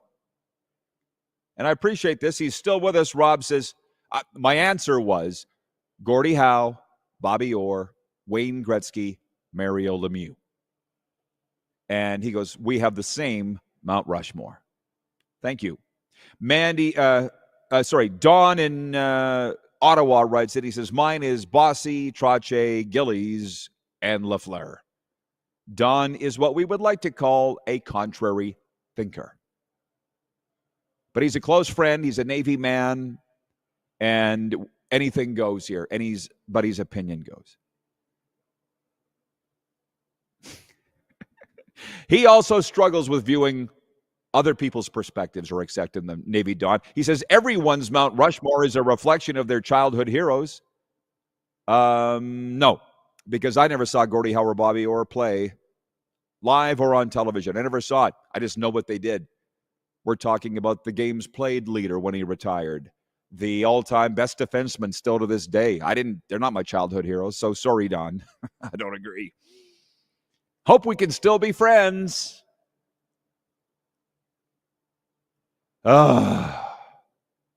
Jeremy writes in, he says, Rod, I have no idea what the Wings are going to do this offseason. Hot seat time? Well, you already changed coaches, okay? Steve Yzerman got away with firing Derek Lalonde. And when I say got away with it, that's what the GMs do. You should go back and watch the podcast, the Cats and Bolts episode when we had Doug McLean on. He just said it's usually the owners that fire the coaches, the GM's just the conduit. And he goes, you usually get 4 or 5 coaches to fire before you're gone. And that was Doug McLean speaking of experience from Columbus. And so I guess that would be Yzerman still got a few coaches left to fire before he's gone. And I get it. You know what? I want to ask Sarina that when she comes in next. She's probably logged in now. How long does Detroit wait? Yes, she is? Okay, that would be a great question to her because she's a big Stevie Y fan. All I'm saying is Stevie is on the hot seat, but he ain't going anywhere anytime soon. This has been a lot of fun. Get your hockey questions in next from the Cats and Bolts podcast and the RP show. Sarina Taylor is repping the show tonight in Sunrise in Game 3 of the Stanley Cup Final. That is all coming up after this break. The Western Dodge text line is open. Western Dodge in Moose Jaw, 902-518-3033 is the number to reach us here. We'll be right back with Sarina after this.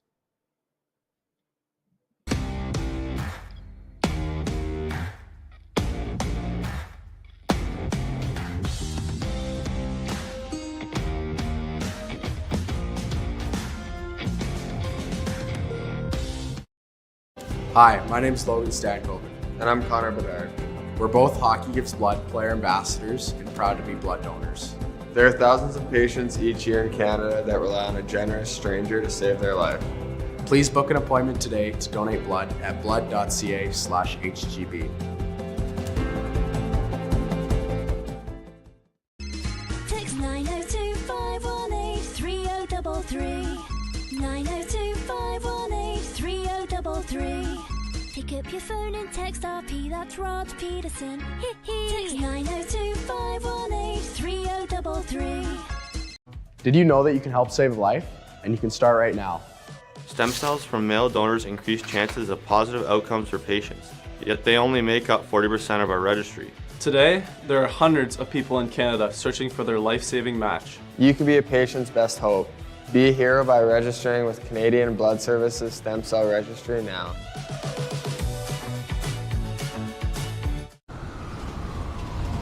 I'm Bridget Lacquette. I'm a First Nation Olympic silver medalist, and I'm proud to represent Indigenous hockey players across Canada. Each year, hundreds of Canadians need a stem cell transplant from an unrelated donor to save their life. anyone can have a hard time finding a stem cell match. But for Indigenous peoples, it can be even more difficult, because just over 1% of prospective donors on Canada's stem cell registry are of Indigenous backgrounds. Be a hero. Join me and Hockey Gives Blood in helping to make a life-saving difference to those in need. Register today at blood.ca/beahero.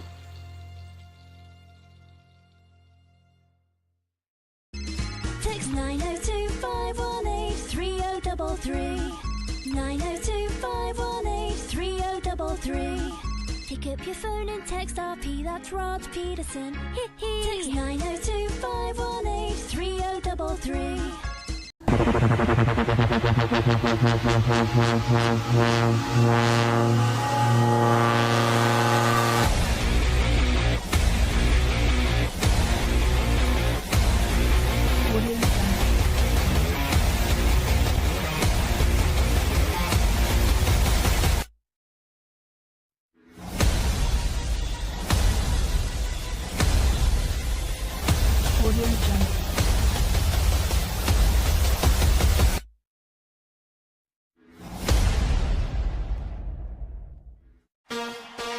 Shania Twain.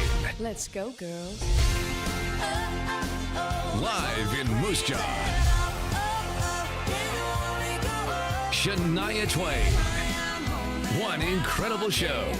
Live at Temple Garden Center, July 7th. With special guest, Lindsay L. Get tickets Friday, March 21st at 10 a.m. at the Temple Garden Center's box office or sasktix.ca. For more, visit ShaniaTwain.com. Honky Tonk legend Mark Chestnut. Celebrating 35 years of music. Joined by special guest Aaron Goodvin. June 28th at Temple Garden Center. Tickets on sale now at Temple Garden Center box office or online at sasktix.ca.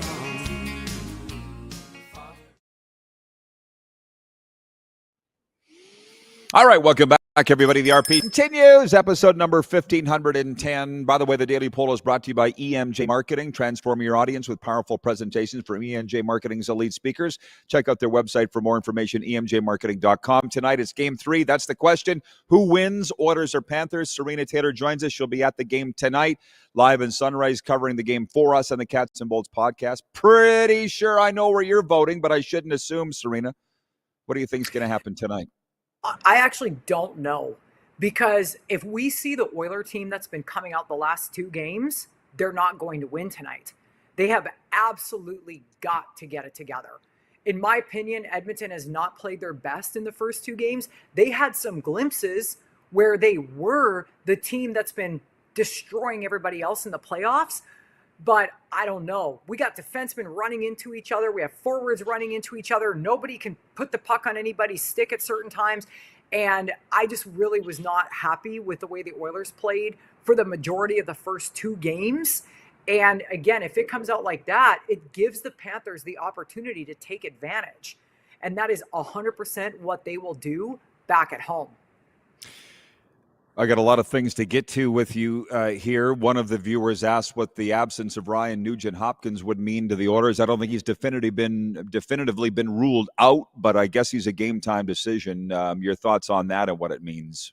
It's not going to help. I mean, we've already been kicked in the stones with losing Hyman. That's been a huge loss for Edmonton. And, if they had to lose Nugent-Hopkins on top of that, it's not getting any better. So I haven't heard either way. Obviously, if you said it's a game time decision, that's the last I heard. He didn't skate yesterday, I think it was. So, I mean, we'll see. But if he's not 100% and we're down Hyman and Connor Brown's not 100%, it's not as easy of a train for the Oilers. Fair. No, you said that they haven't been that great the first two games, and probably they haven't been, but they're a shot away from coming to Sunrise up 2-0. I'm talking about the Edmonton Oilers. I'm trying to remember who it was. I think Ekholm. You're not seeing the coverage in Canada like I am. Serena's in Florida and she's going to the game. But the guy said if Ekholm had hit the net in overtime just before Marchand's breakaway goal, maybe the Oilers win and they're up 2-0. Do the Panthers deserve some credit for the fact that Edmonton has not been their best in the first two games?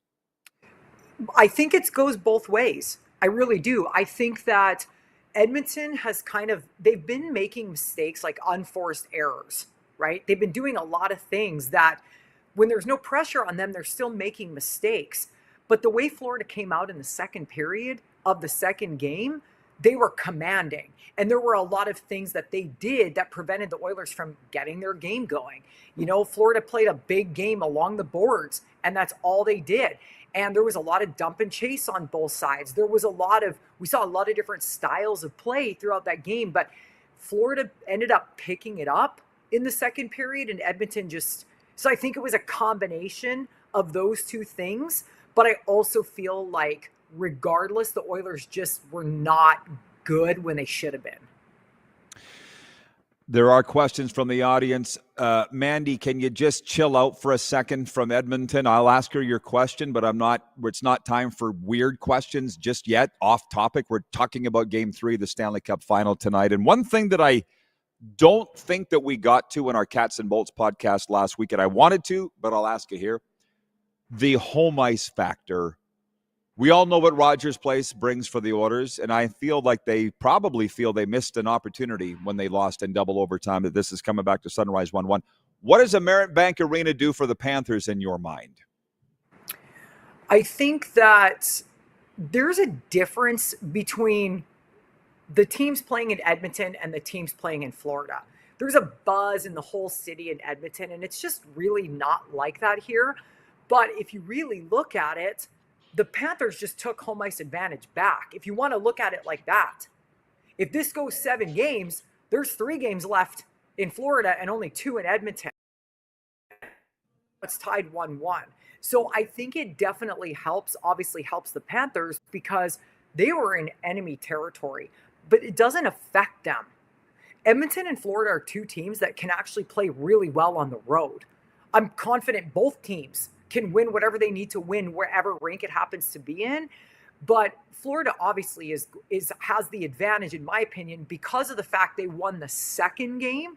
I feel like when you win the second game of a 2-game split on the road and you come home as the team that just tied the series, there's just a completely different momentum factor there. It's what Matthew Tkachuk said right after Game 2. He's like, hey, it's 1-1, we're heading home, and we now have home ice advantage. Mike in Winnipeg, Mike Wynn from Ice Time Sports writes in and says, crappy ice. I think you're living in the past there, bro. Sarina, you know that I've gone to 30 to 35 Panthers games this year. I've not heard one complaint about the ice in Florida. That's like so 1990s. Yeah, people used to complain about the ice in Dallas years ago, and I think it was bad, but it's not. Why was Edmonton terrible in Edmonton then? It's just as warm there. The problem here is the humidity. That's where you get issues with the ice. It's not necessarily the heat as much as it's a combination of the heat and the humidity, but that's a non-issue. I'm no ice technician, but it seems to me that of all the millions spent on technology, what did they do, Sarina? They learned to turn the temperature down. That's the one thing people don't understand. Like in Sunrise, it is probably the coldest rink in the NHL. And basically, you and I know when we go to the games, the hotter it is outside, the colder it is inside, and it translates to the ice, which is fine in both places. I haven't heard one complaint.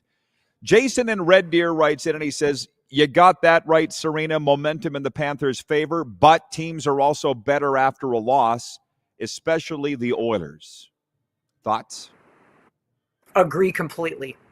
Edmonton always plays better when they're down. Whether they're down in the series or they're down in the game, they just tend to play better. That game the other night, Edmonton was up 3-2. And going into the second period, and I was talking to my dad on the phone, and I said, we got to get another one. He goes, yeah, but if they do, he goes, they're going to blow it because they always play better when they're down. And I was like, I'd rather take a 2-goal lead. But it's true. It's just the way Edmonton plays. I think a lot of teams, the Panthers are the perfect example of that. Those guys, they call them here the comeback cats, which whatever. But they really have this ability. Like, how many times have I said to you, a 1-goal game means absolutely nothing if Florida's losing by 1 goal in the third period. They always find a way to squeak one in. So both teams play well when they're down. Well, what everybody's saying, and I think we can all agree, is that these are the 2 best teams in the National Hockey League. So I was watching game 1 with my buddy AJ and Sean Steeb. Steber says hi, by the way. He remembers you from back in the day. And I said, yeah, well, the Oilers scored 106 into the game of game 1. And I turned to Steber and I said, Panthers just realized they're not playing the Lightning or the Hurricanes or the Leafs here. This is another level. Any chance you think the Oilers flipped it the other way and they're like, oh, we're not playing Dallas who folded like a we got an opponent here too. You know, I think there's a little bit of getting into the speed of the series here. I definitely think that the first game, I just knew it was going to be a feeling out process for both sides. But I think Edmonton, after losing last year, knew exactly what they were getting into. They knew exactly what they were getting into with the Panthers. But I don't think a lot of people have been underestimating the Oilers for the last 3 years. All I've heard is that the Oilers don't have the depth. They don't have the defense. They don't have the goaltending. Meanwhile, none of those people actually watch the Oilers. So I think that from a player standpoint, they're not stupid. Those players know the game. If they watched any of the Oilers-Dallas series, they knew exactly what they were getting themselves into. But I do think that Edmonton comes out when you have guys like Draisaitl on the ice, you never know what he's going to do. And obviously McDavid. So it's very difficult to play a team like that. You know, when you're playing the top line of the Panthers, if it's got Barkov and Reinhart and Rodriguez on it, you know what you're getting from that line. They're going to do what they're going to do. But when you throw McDavid out there, even Ekblad called him McJesus the other night. I mean, he was just like, you can't, the guy literally walks on water. It's like, and Ekblad, you can tell, has the utmost respect for Connor McDavid. But what Edmonton can do on the ice is a lot more finesse and a lot more dynamic than what the Panthers can do. So I think it's kind of interesting because, listen, Barkov won the Selke, and if Frank Selke was out there himself, McDavid would have undressed him. I mean, it's just the things that he can do. You can't, as much as you can try to predict, you'll never be able to stop McDavid if he's hot, no matter how hard you try. I think that's the difference between what to expect and what's actually going to happen with these two teams. Well, Connor McDavid made Alexander Barkov look silly the other night, and nobody does that, so I know exactly what you're saying. But because you're not on Twitter, you didn't see this response to our show account, and I want to give it to you regarding when you and I were talking last week about who's got the edge in coaching, right? And you said Knobloch, if you just consider that he's only been in the league less than 2 years and he's been in 2 Stanley Cup Finals, that's right, pretty good sign. Versus Maurice, who's been in the league almost 30 years. And some guy wrote in and goes, when you can throw McDavid and Draisaitl over the boards, of course you're going to be a great coach. It didn't help Todd McClellan. Didn't help Jay Woodcroft get this far. You know, and that's just what people are going to say, right? There's more to it than having the 2 best players in the game. Clearly. Well, Edmonton's not in the Stanley Cup final because they have 2 players. That's what everybody's been yipping about for the last 2-3 years about the Oilers. The Oilers have depth. I don't care what anybody says. And it's like, people are going to say stupid stuff. If I listened to everything everybody said on social media, I would be spending all day. My brain would just be scrambled because of the dumb things that people say.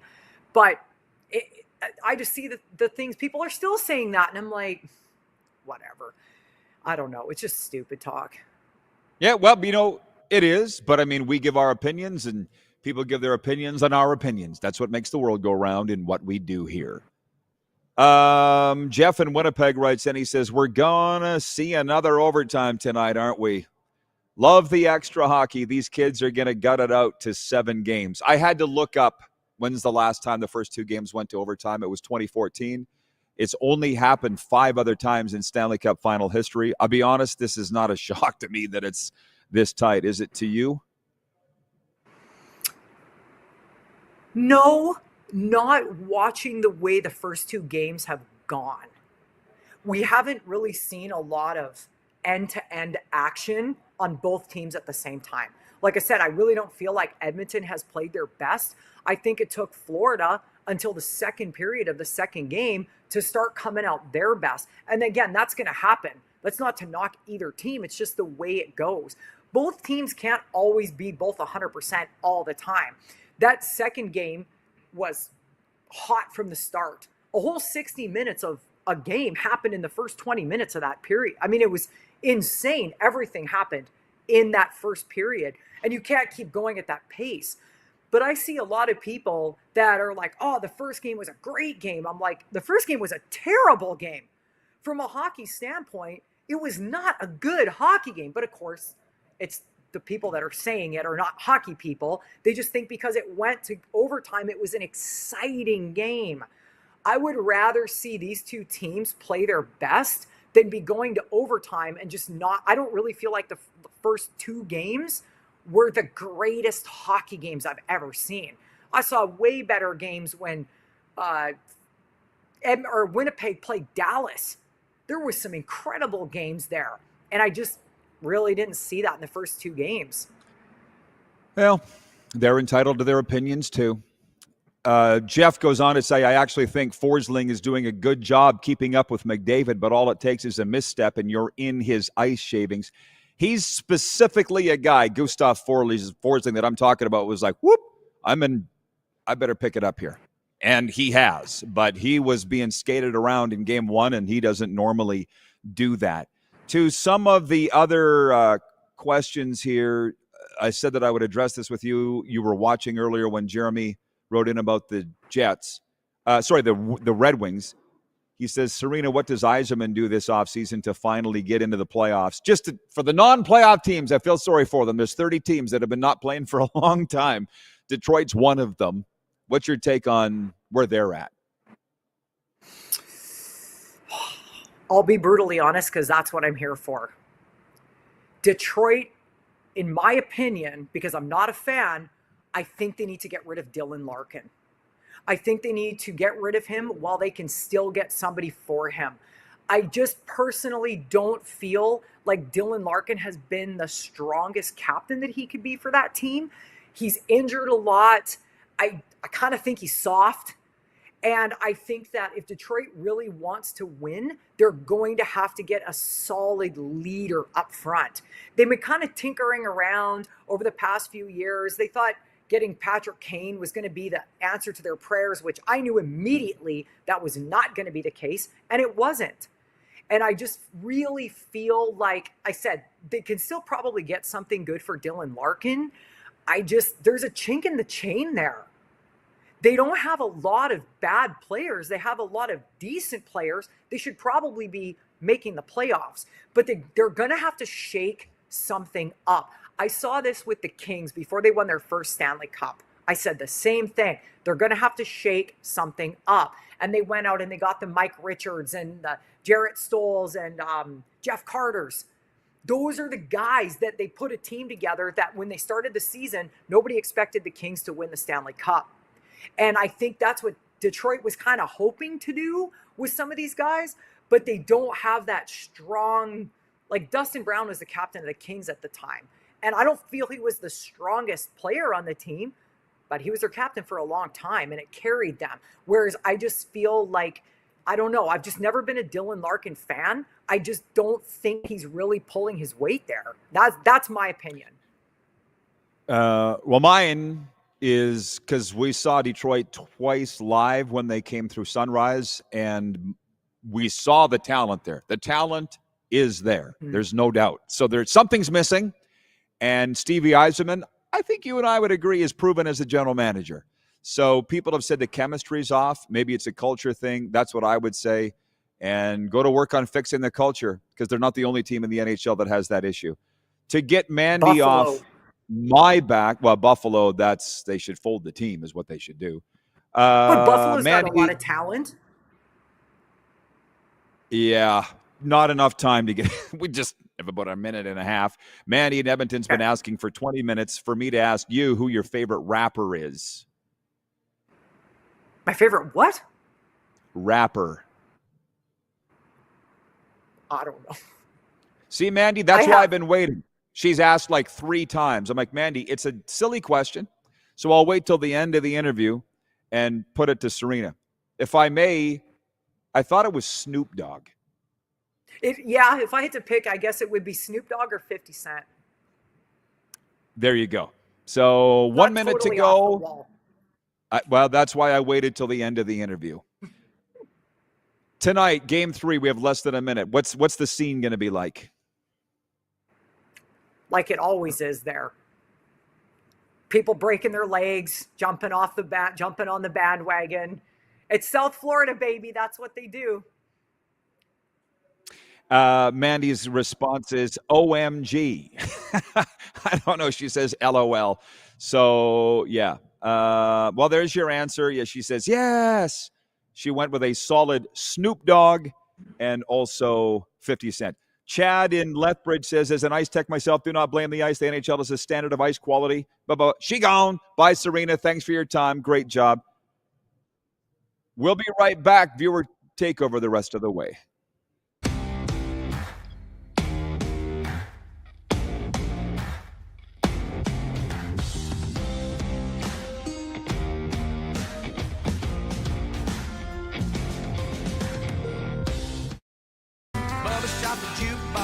Honky Tonk legend Mark Chestnut, celebrating 35 years of music. Joined by special guest Aaron Goodvin. June 28th at Temple Garden Center. Tickets on sale now at Temple Garden Center box office or online at sasktix.ca.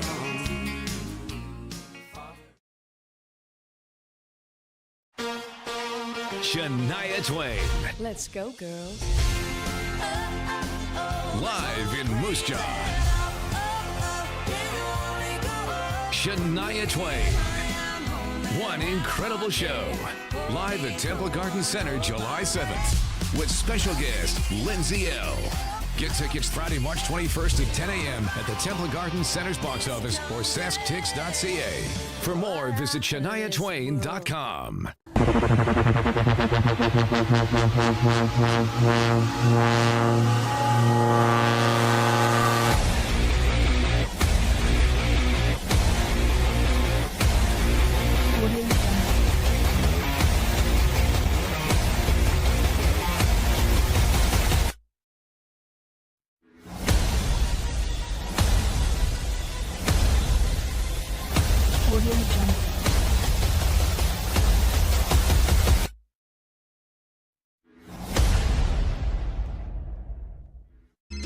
Text 902-518-3033. 902-518-3033. Pick up your phone and text RP, that's Rod Pedersen. Text 902-518-3033. I'm Bridget Lacquette. I'm a First Nation Olympic silver medalist, and I'm proud to represent Indigenous hockey players across Canada. Each year, hundreds of Canadians need a stem cell transplant from an unrelated donor to save their life. Anyone can have a hard time finding a stem cell match, but for Indigenous peoples, it can be even more difficult because just over 1% of prospective donors on Canada's stem cell registry are of Indigenous backgrounds. Be a hero. Join me in Hockey Gives Blood in helping to make a life-saving difference to those in need. Register today at blood.ca/beahero.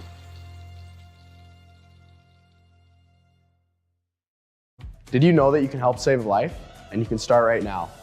Stem cells from male donors increase chances of positive outcomes for patients, yet they only make up 40% of our registry. Today, there are hundreds of people in Canada searching for their life-saving match. You can be a patient's best hope. Be a hero by registering with Canadian Blood Services Stem Cell Registry now. Text 902-518-3033. 902-518-3033. Pick up your phone and text RP, that's Rod Pedersen. Text 902-518-3033. Hi, my name is Logan Stankoven. And I'm Connor Bedard. We're both Hockey Gives Blood player ambassadors and proud to be blood donors. There are thousands of patients each year in Canada that rely on a generous stranger to save their life. Please book an appointment today to donate blood at blood.ca/HGB.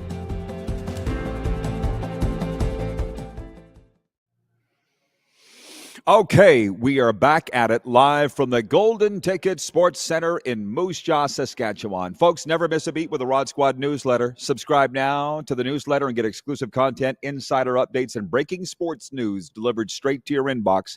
Sign up today for free at rodpeterson.com. There's all kinds of tidbits in there, and we try to keep it to what we talk about here on this program every day. NHL, CFL, NFL. That's the major things with some side dishes of baseball, a little bit of basketball. We love it. Here for the rest of the program, aside from a sports update coming up and overtime, the final segment for Overtime Hockey Lanes in Calgary, I'd like to get to some leftover comments from the audience, if you don't mind. We got a brand new sponsor today, Western Dodge here in Moose Jaw, bringing you the text line 902-518-3033. We were talking about, well, number one, you're not going to get better analysis of Game 3 tonight than what we just had with Sarina. Mike in Winnipeg writes in from Ice Time Sports. He says, Sarina, #legendary. Yes, she's highly unique. Jeremy in Winnipeg says, thanks, Sarina, for your honest opinion of my wings. Speaking of wings, we'll be going to Deja Vu tomorrow. Jason, that's the wing place here. Very famous wing place in Moose Jaw, and it's probably the best wings I've ever had anywhere, and I've been everywhere. Jason in Red Deer says, I'm curious if lots of Tampa Bay fans have hopped on the Panthers bandwagon like a lot of Flames fans have here, but I doubt it. They probably just go to the beach now and don't care. LOL. The Lightning fans that I know would never cheer for the Panthers, and to be perfectly honest with you, the Flames fans I know would never cheer for the Oilers. So I'm shocked. Now, you're sitting there in Alberta, so you can, maybe I'm wrong, but we were talking earlier about how things have changed in the world. And I guess you can flip-flop. That just was never a Battle of Alberta thing. And from what I've seen in Florida, that won't happen. Noni in Calgary writes in. She says, morning, Rod. Loving your fired-up show today. Lots of passion. I think Edmonton could be in trouble tonight, as Florida is always tough to play against in their barn. That's why I picked Florida tonight to win. Moose has picked Edmonton. And our picks are 29-29 coming down the stretch here in our breakaway bet segment. And by the way, Noni, thank you for stopping in at the ballpark. Whatever night that was, I want to say it was Friday, right, when we got bombed. And when I mean bombed, I mean 22-4 by the Saskatoon Berries. That was included in the newsletter. Carter Beck, who people roll their eyes at how much hype I give this kid. He only comes back from Indiana State University and launches 3 home runs Friday night, including a grand slam, and the Berries spanked us 22-4 to snap a 3-game slide. But Noni came to the ballpark with her nephew. She came up to the broadcast booth at the Ross, took a photo. We had a great chat. Thank you, Noni. Regarding the media, Rick in Martinsville writes in. He says, hey, Biz, Paul Bissonnette, is about Biz. That's it. That's all. Having him as a commentator on a national network is bizarre. Frankly, I would say if I didn't know Biz, I wouldn't like his act. But I do know him, and I know that he's a fantastic, like a really good guy. So I find what he does on the air and on Spit and Chicklets quite funny. And you got to know dressing room humor. Like Matthew Tkachuk showed up on Spit and Chicklets here a few weeks ago, like 20 minutes late. And Biz says to Tkachuk, hey, you're just like your hits. Late. And everybody's like, oh, that's just a dig. That's just dressing room chirping. Tkachuk wasn't offended. It's really what the media has become. And I'm just sitting back trying to figure out what I want to handle that. Bob in Morden, Manitoba says, can you imagine the Sportsnet panel calling Brad Marchand a rat continuously if he were a Leaf? Sportsnet is embarrassing. They're basically an Oilers home broadcast. They're practically begging people to cheer for the Oilers. It improves ratings for them, so I kind of get it. I'm going to be perfectly honest with you. It does not shock me that the Canadian television network would outright cheer and pull for the Canadian team to win. That actually doesn't surprise me at all. That's not an Oiler thing. If it was the Leafs, they would. If it was the Flames, they would. The Jets, it's not an Oiler thing. It's a Canadian thing. To me, that's different. But we all have our own opinions on it. Overtime is next. Stick around, everybody.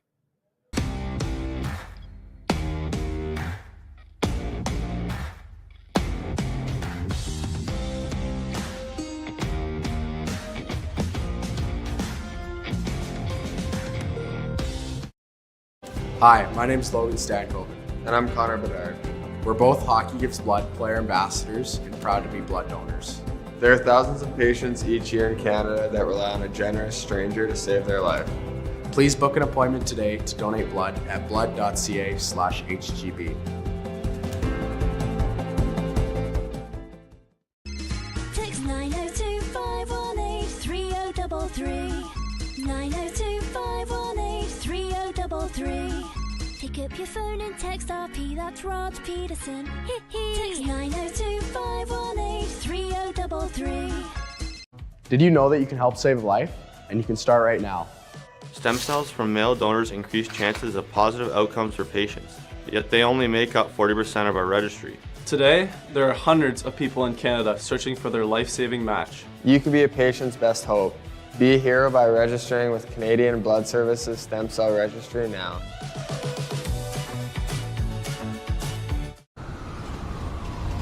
I'm Bridget Lacquette.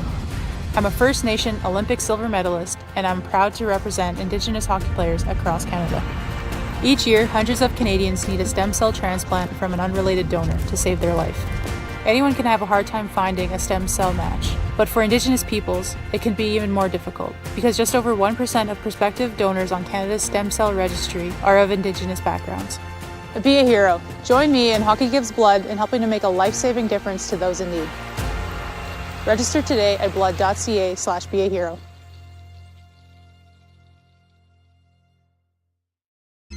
Text 902-518-3033.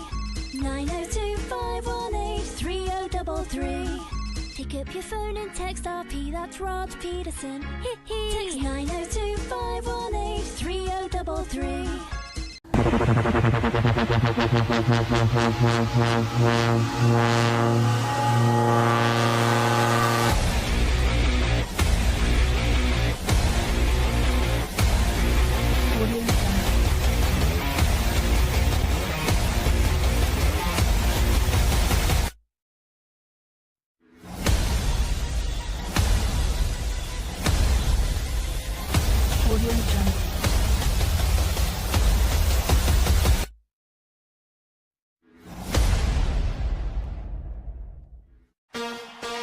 Shania Twain.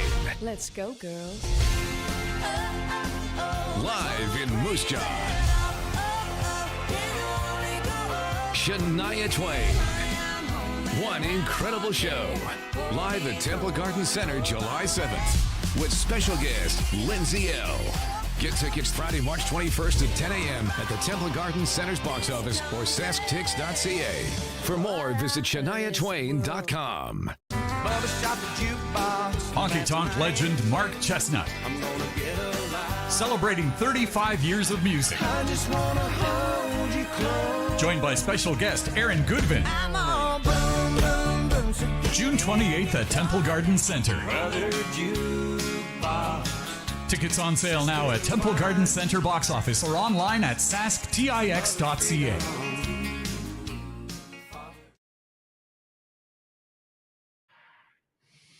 All right, we're back, everybody. And as you can see on the screen, we're brought to you by Overtime Hockey Lanes for overtime here on the RP Show. It's always hockey season at Overtime Hockey Lanes in Calgary. Stop in there and check them out, 28th Street Northeast, if you're looking to perfect your shot or just have some fun. It's where skill and fun collide. Overtime Hockey Lanes. Tell them the RP Show sent you. I want to get into that sports update for Heavy Jim. If I don't, I'll just say this. Every rep, every set, every drop of sweat, it's all part of the journey to becoming unstoppable. Join the movement at Heavy Gym and take your fitness to the next level. Visit heavygym.ca and let's get stronger together. From the audience, Bomber Boy writes in. He's in Calgary, named Bomber Boy. He says, maybe you'll be coming down to Okotoks again this year, Rod. I'm coming to Okotoks in July when my dad is being inducted into the Western Canadian Scouting Foundation Hall of Fame. And will be representing the Pedersen family there. But other than that, I don't know, bro. One day at a time, as the bracelet says, things change. I don't do road games. May or may not go to the WCBL All-Star Game. I'm going to Okotoks for the Hall of Fame induction of my dad. But it's going to be in and out, gone. Sorry, there won't be time for visiting. So many things to get to. John Ohm, as we talked about the broadcasters. Paul Bissonnette, he says, biz is entertainment. Sports is more than a game. I'm not confident anybody's ever going to really get what I'm saying here. And I'm definitely trying to get over this. That's why I've spent thousands of dollars on a coach and advisor in Florida named Lisa to help me out with this. All I'm saying is after being in the media for as long as I have, and I know how it works in terms of teams and owners trying to influence you as an analyst, and forget just the fandom portion of that. All I'm saying is if you're going to outright cheer for the Oilers, Ryan Whitney, or outright cheer for the Leafs, Biz, or Bob Cole or Dick Irvin, I mean, this isn't new. How can I believe what you're saying? I transfer that to CNN and Fox News, and that's why I don't really watch those channels, because I sit there going, who's influencing you? Who may potentially be paying you? I.e. the Sportsnet networks. These guys' jobs are being paid by Sportsnet, a Canadian channel, so they're cheering for the Canadian teams. All I'm saying is, who do I believe? I'd rather have the non-biased voice giving an analysis and opinion. I'm not sure how many people are following along with that line of thinking, but I'm over it. Tony from Cochrane writes in and says, I'm biting my lips so hard it's bleeding. Not commenting on the Oilers' victory song, Pink Pony Club. Not only do I not have an opinion on it, I didn't even know about it. I feel like that's a me problem. Don't know anything about it and not willing to look into it. I'm busy painting my nails. Something. Here's that Heavy Gym sports update. After splitting a pair of overtime games in Edmonton, the Stanley Cup Final resumes in Sunrise, Florida tonight as the defending champion. Panthers host the Oilers in Game 3. Series tied up 1-1. They're saying Ryan Nugent-Hopkins a game-time decision for the Oil, and we know Zach Hyman's out. I picked Florida to win. I've picked Florida to win. Moose has picked the Oilers. All I know is I can't wait to watch it. And it's an insane time, 6 p.m. The viewer wrote in here earlier from Winnipeg, Johnny, saying, do I stay up in the East to watch these games? No, I'm glad I'm not in Florida for this Stanley Cup Final, because when I do stay up for important games, I'm like losing oxygen and I can't even pay it. I can't even watch. Here, perfect timing. Hey, how about this? The Abbotsford Canucks, coached by former NHLer Manny Malhotra, have scanned their ticket to the Calder Cup Final. I edited that to reflect the current times. Nobody punches their ticket anymore. They scan it. Beep. The Canucks of Abbotsford erased a 2-0 deficit last night and beat the visiting Texas Stars to win the best-of-7 Western Conference Final in 6 games. The Canucks will face the Charlotte Checkers in a best-of-7 series that starts Friday in North Carolina. Charlotte, the AHL team of the Florida Panthers. After winning 2 or 3 weekend road games against the Minnesota Twins, the Blue Jays are in St. Louis tonight, opening in a 3-game set against the Cardinals. Jose Barrios gets the start for the Jays. U.S. Open week is off to a soggy start at Oakmont, Pennsylvania. Players are arriving equipped with umbrellas and expectations of a typical tough test. Jordan Spieth was among the early arrivals. He got in 11 holes Sunday and confirmed the rough is every bit as deep and thick as advertised. Spieth says it's one of the few U.S. Open courses that doesn't need a lot of work to be ready for a major. How about that? I felt like we rushed this comment earlier from Chad and says, as an ice tech myself, don't blame the ice. The NHL has a standard of ice quality. I guarantee you the ice will meet that quality and exceed expectations. These buildings have dehumidifiers, floor sensors, and keep the ice at a consistent ice depth and temperature. Shout out to the NHL ice crews. It was Michael Wynn in Winnipeg who brought that up. Nobody talks about the ice in any southern U.S. Sunbelt arena like they used to for all the reasons you just said.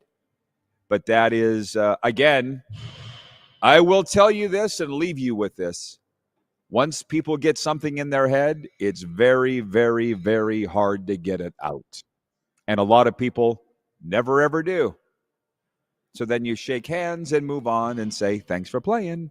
Bye-bye. And that's what I say today. I have no idea who's going to be on the program tomorrow, other than likely the Moose. We'll work on that over the next 22 hours and get back with you. It's been fun. Thanks for checking us out, everybody. We'll see you tomorrow, noon Eastern, right here on Game Plus.